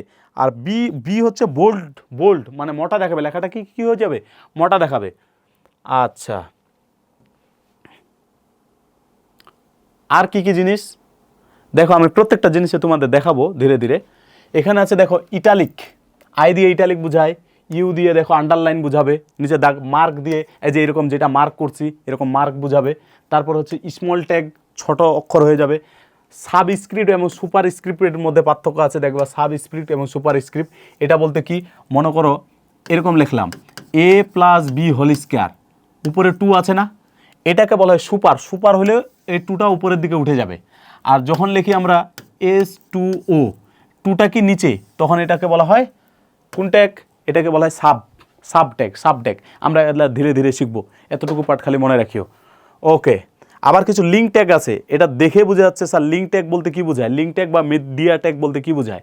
লিঙ্ক ট্যাগ হচ্ছে ওইখানে ক্লিক করলেই নতুন জায়গায় যাবা, যেমন হচ্ছে হাইপারলিঙ্ক ট্যাগ, AHREF, এটা হচ্ছে URL ট্যাগটা এখানে দিতে হবে, নাম ঠিকানাটা দিতে হবে। ঠিকানাটা কীভাবে, ওই যে www.com অমুক তমুক এটা দিতে হবে, এটাকে বলা হয় hyperlink. Image SRC, image source কোথা থেকে আনবো, এগুলো আমি তোমাদের তারপরে শিখাবো পরবর্তীতে। অল্টার ট্যাগ, এগুলো কি, ছবি প্রদর্শন, মানে ছবি যদি তুমি দেখাতে চাও তাহলে ইমেজ ট্যাগ ব্যবহার করতে হবে। অডিও হচ্ছে অডিও প্লে, আর ভিডিও থেকে ভিডিও প্লে। সোর্স হচ্ছে অডিও ভিডিও, এটা ফাইলের উৎস হিসেবে নির্ধারণ করবে, এতটুকু। কিন্তু এগুলার ব্যবহার আসে না, শুধু এই যে এই দুইটা ব্যবহার ভালো মতো পড়তে হবে। আচ্ছা, এরপরে চলে আসো লিস্ট ট্যাগ। আমরা ধীরে ধীরে পড়বো এগুলা, খালি আপাতত জানে রাখো কোনটা কোন ট্যাগ। লিস্ট ট্যাগ তখন যে পড়বো না, তখন যে যখন ধারাবাহিকভাবে পড়বো তখন দেখবা যে এগুলা তোমাদের আর মুখস্থ করা লাগতেছে না, এগুলো ধীরে ধীরে শিখে যাবা সব। তাহলে দেখো ইউএল বলছে আনঅর্ডার লিস্ট, এগুলো কি জিনিস তোমরা বুঝবা। দেখো আনঅর্ডার লিস্ট কি, মনে করো সহজভাবে একটা জিনিস বলি, মনে করো এখানে দিলাম এরকম, হ্যাঁ, খালি মনে রাখো, মনে করো এটা দিলাম বাংলা, এটা দিলাম ইংলিশ, এটা দিলাম আইসিটি, হ্যাঁ এটা দিলাম ACCUNTING অ্যাকাউন্টিং। মনে করো এই পার্টটা দিলাম, তুমি কি বলতে পারবা যে কোনটা কয় নাম্বার? যদি এইটা বন্ধ করে ধরি, এটা কিন্তু বলতে পারবা না কোনটা কয় নাম্বার আছে। হ্যাঁ, কথা থেকে আসছে, কথা করে কপি করে নিয়ে আসছো। কিন্তু আমি যদি এরকম লিখি 101, তারপর লিখলাম বাংলা, তারপর লিখলাম 102, এটা লিখলাম ইংলিশ, তারপর লিখলাম 103, এটা লিখলাম আইসিটি। এতটুকু জিনিস বুঝো। এইটা কিন্তু 101 নাম্বারে আছে, এটা কিন্তু বোঝা যাচ্ছে এটা 101 নাম্বার। এগুলো কিন্তু বোঝা যায় না, এটা কোথা থেকে শুরু হয়েছে তুমি জানো না, এটা 101 থেকে শুরু হয়েছে। তার মানে যেগুলা দিয়ে কিছু বোঝা যায় না কত নাম্বার থেকে শুরু হয়েছে, এগুলো সবগুলো পড়বো, এটাকে বলা আনঅর্ডার লিস্ট। আর যেটা বোঝা যায় কোথা থেকে শুরু হয়েছে, এটা হচ্ছে অর্ডার লিস্ট। আর এই যে এগুলা যে উপাদানগুলো দেখতে পাচ্ছ, এদের নাম হচ্ছে লিস্ট। আর ডিএল হচ্ছে কি ডেফিনেশন লিস্ট আছে, ডেফিনেশন টার্ম আছে, ডেফিনেশন আছে। হ্যাঁ, ওগুলো আমরা ডেফিনেশন আছে, ওইটা আমরা পড়বো, ধীরে ধীরে পড়বো, ওগুলো সব ট্যাগেরই ব্যবহার আছে। Table tag important. Table tag, এই যে মনে করো জিনিসটা বুঝো, এটা একটা টেবিল, হ্যাঁ মনে করো এটা একটা টেবিল, ঠিক আছে। এইটা যখন এখানেও যেহেতু একটা টেবিল, তুমি টেবিল ট্যাগ না ব্যবহার করলে টেবিল তৈরি হবে না, টেবিল দিবা। টিআর হচ্ছে টেবিল রো, এই যে দেখো এগুলা হচ্ছে রো মানে কি সারি, এই যে দেখো এটা দিয়ে কি বোঝায় এগুলা সারি। তাহলে এটা যেহেতু সারি, আমি যদি বলি সারি কয়টা টোটাল? 4টা। সারি কয়টি? এই যে দেখো চারটি সারি, এই জন্য এটাকে বলা হয় TABLE table row. Table row মানে হচ্ছে TR, এই ট্যাগ ব্যবহার করছে টেবিল রো। সারি কয়টি? এই যে সারি। TH এটা হচ্ছে টেবিল হেড, হেডার সেল মানে কি বললাম, এখানে দিলাম হচ্ছে রোল, এখানে দিলাম নেম, এখানে দিলাম মনে করো জিপিএ, জিনিসটা বুঝো। এখানে দিলাম 101, 102, 103, এটা দিলাম হচ্ছে নাম ABC, এটা জিপিএ দিলাম 5.00, 5.00, 4.98 মনে করো দিলাম। যখন রোল কথাটা লিখছি, এই ঘরে কোনোদিন নাম বসছে ABC, আয়ান মায়ান এরকম কিছু বসছে? কিচ্ছু বসে নাই। তার মানে এখানে রোলেরই ঘর বসবে, সংখ্যায় বসবে। তার মানে ওই রোলটা হচ্ছে ওর মধ্যে ওই হেড, ওই নির্দেশ দিচ্ছে এখানে রোলেই বসাইতে হবে, অন্য কেউ বসতে পারে না। যখন এখানে নামেই বসাতে হবে, এখানে কোনোদিন রোল বসবে না। এখানে যখন জিপিএ মানে জিপিএ বসাতে হবে, অন্য কেউ বসবে না, ওইটাকে বলা হয় টেবিল হেড। কি বলা হয়? তাহলে উপরের লাইনটা হচ্ছে টেবিল হেড। এমন অনেক টেবিল পাবো যাদের কোনো কি থাকে না, বলো, কোনো টেবিল হেডই থাকে না, নাও হতে পারে, যে কেউ বসতে পারে। যেমন হচ্ছে টিডি, বাকিগুলাকে বলা হয় টিডি, ডাটা। যেমন আরেকটা যদি আমি টেবিল ছোটোখাটো তৈরি করি, মনে করো এরকম আমি একটা টেবিল তৈরি করলাম, এখানে দিলাম A1 2 B C 3। কেউ কি কিছু বুঝতে পারতেছ কে কার আন্ডারে আছে? না, এরকম কিছু না, মানে যে কেউ ইচ্ছা মতো বসছে। এগুলো হচ্ছে টেবিল ডাটা। নিচেরগুলোও যেমন এই যেগুলো সব টেবিল ডাটা, এগুলো টেবিল ডাটা। এখানে টিডি নাই, টেবিল হেড নাই। আচ্ছা, এরপরে হচ্ছে ক্যাপশন। প্রত্যেকটা জিনিস আমরা পড়বো ধীরে ধীরে, অনেকগুলা পার্ট তো। টেবিলের শিরোনাম কি, টিএচ কি, ডেটার গ্রুপ কি, বডি গ্রুপ কি, এটা কি সেটা কি, এগুলা আসে না। যেগুলো আসবে সেটা বলে দিব আমি, যেটা আসে সেটা বলে দেব, কিন্তু এমসিকিউর জন্য পড়তে হবে, বাকি পার্টগুলো পড়তে হবে। দেখো এখানে বলছে ফর্ম, কিছু ফর্ম বা ইনপুট ট্যাগ। এই ইউজারের ইনপুট নেওয়া হয় ফর্ম দেয়া। ইনপুট হচ্ছে টেক্সট, পাসওয়ার্ড, রেডিও, এরকম কিছু বোঝায়। আর টেক্সট এরিয়া হচ্ছে বড় টেক্সটের ইনপুট, যে জায়গার মধ্যে লিখতে হয়। হ্যাঁ, আর লেবেল, এটা লেবেল অংশ, বাটন আছে, সিলেক্ট আছে, হ্যাঁ অপশন আছে। তো এই অংশগুলো কি, এগুলা পরীক্ষার মধ্যে আসে না, তবে এমসিকিউ পরীক্ষার মধ্যে আসে। যেমন হচ্ছে কি, আমরা এরকম করি না, মনে করো একটা পার্ট এখানে দিলাম, যে এখানে যদি কার্সলটা তুমি ক্লিক করো, এখানে তোমার ডট ডট ডট ডট দেওয়া আছে, এখানে যদি ক্লিক করো, তো ক্লিক করে দেখা যাবে যে নিচের দিকে অনেকগুলো লাইন এরকম করে ঝুলে পড়ে লেখা আছে। এখানে আবার মনে করো আছে বাংলা, মনে করো অ্যাকাউন্টিং কী কী দেওয়া আছে, মনে করো ডি, হ্যাঁ দেওয়া আছে। আবার যদি এখানে ক্লিক করো, আবার এখানে ঝুলে পড়ে দেখবা যে এখানে 2টা পার্ট দেওয়া আছে। এখানে টিক দেওয়ার কথা দেওয়া আছে। মনে করো এখানে দেওয়া আছে রিলিজিয়ন কী অথবা মেল অথবা ফিমেল, এখানে টিক দিতে পারবা। ঠিক আছে, এক এক জায়গায় ক্লিক করে এক এক রকম আছে। তার মানে দেখে বোঝা যাচ্ছে যে এই জায়গার মধ্যে তুমি সিলেক্ট করতে পারবো কোনো কিছু এভাবে করে। বাটন যেমন এমসিকিউ টাইপ, অপশন সেম ঘটনায় যেগুলা, ঠিক আছে, এরকম একটার পর একটা ক্লিক বাটন এরকম কিছু ঘটনা আছে। এগুলো পরীক্ষার মধ্যে আসে না খুব একটা। আচ্ছা, এই যে আরও তোমার স্ট্রাকচার, এখানে নেভিগেশন অনেক কিছু জিনিস আছে, এগুলা তোমরা পড়বা। এই পার্টগুলা বেসিক্যালি আসে না বলা চলে, তবে এগুলো এমসিকিউ এর জন্য একটু পরে রাখিও, এমসিকিউ এর জন্য রিডিং পরে রাখিও, যেহেতু বইয়ের আলোচনা, বইয়েরগুলো আমি ঢুকাই দিচ্ছি এখানে, এগুলো পরে রাখিও। হ্যাঁ, এই যে মেটা ট্যাগ, কি ট্যাগ, স্টাইল ট্যাগ, হ্যাঁ, এগুলো পড়তে হবে। নতুন এই যে কী জিনিস আসছে, যেহেতু 5,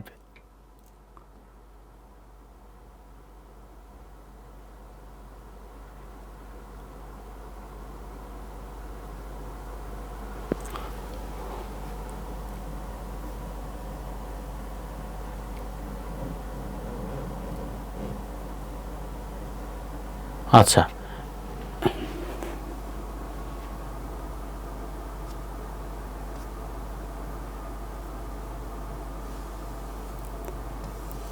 হ্যাঁ, এই জন্য এগুলা মনে করো আমি হাইলাইটও দিই নাই।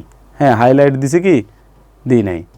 এই যে দেখো HTML নাম্বার, এটা যেমন দেওয়া আছে যে এই যে 5, যেটা 2010-এ আবিষ্কার হয়েছে, এটা যে ক্যানভাস আছে, গ্রাফিক্স আঁকা, ক্যানভাস দিয়ে বোঝায়। SVG এটা ভেক্টর ইমেজ তৈরি করার কাজে। ভেক্টর কি এই যে আগে কিন্তু এগুলা ছিল না, এখন কিন্তু আসছে নতুন করে। হ্যাঁ, তো এরকম এই যে ফিগার, চিত্র বা গ্রাফিক্স, ক্যাপশন, ব্লক ট্রক আছে, ফিক ক্যাপশন আছে, হ্যাঁ, চিত্রের, এগুলা পরীক্ষার মধ্যে আসে না, বারবার বলছে এগুলো আসে না। এগুলো কি, এটা হচ্ছে রিডিং পড়াশোনা করবা, এগুলো কি রিডিং পড়াশোনা, এগুলো পার্ট রিডিং। যেগুলো আসবে সেটা তো বলেই দিচ্ছি কোনগুলো আসবে।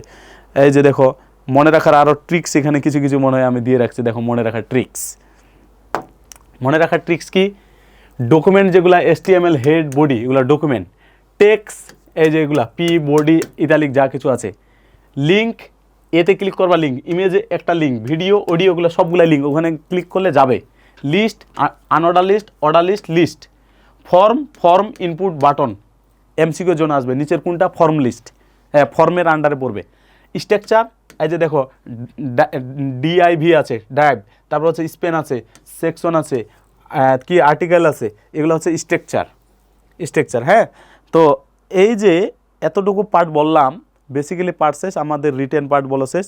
এখন দেখো এই যে আমি এতটুকু যে পার্টটা দেওয়া আছে, তার মধ্যে জ্ঞানমূলক, এই যে জ্ঞানমূলক এটা চলে আসছে। দেখো এই যে জ্ঞানমূলক বলছে ওয়েব ডিজাইন কি, হ্যাঁ, এই যে জ্ঞানমূলক প্রশ্ন উত্তর, ঠিক আছে, জ্ঞানমূলক প্রশ্ন উত্তর। তো এখানে দিছি ওয়েব ডিজাইন কি, কাকে বলে, ওয়েব ডিজাইন কি জিনিস। এই যে যেমন পরের পার্টটা দেওয়া আছে, ওয়েব ডিজাইন হচ্ছে এমন একটি প্রক্রিয়া যার সাহায্যে ওয়েব পেজের লেআউট, কালার ইত্যাদি কি করা হয়, সিলেকশন বা বৈশিষ্ট্য নির্ধারণ করা হয়। অনেকগুলা জিনিস আছে এখানে, ঠিক আছে, জ্ঞানমূলকের। তো এগুলা এখন একটা করে ধরে কীভাবে পড়াবো, দেখছো অনেক বোর্ডে টোডে এগুলো আসছে, কিন্তু এগুলো তো পড়তে হবে।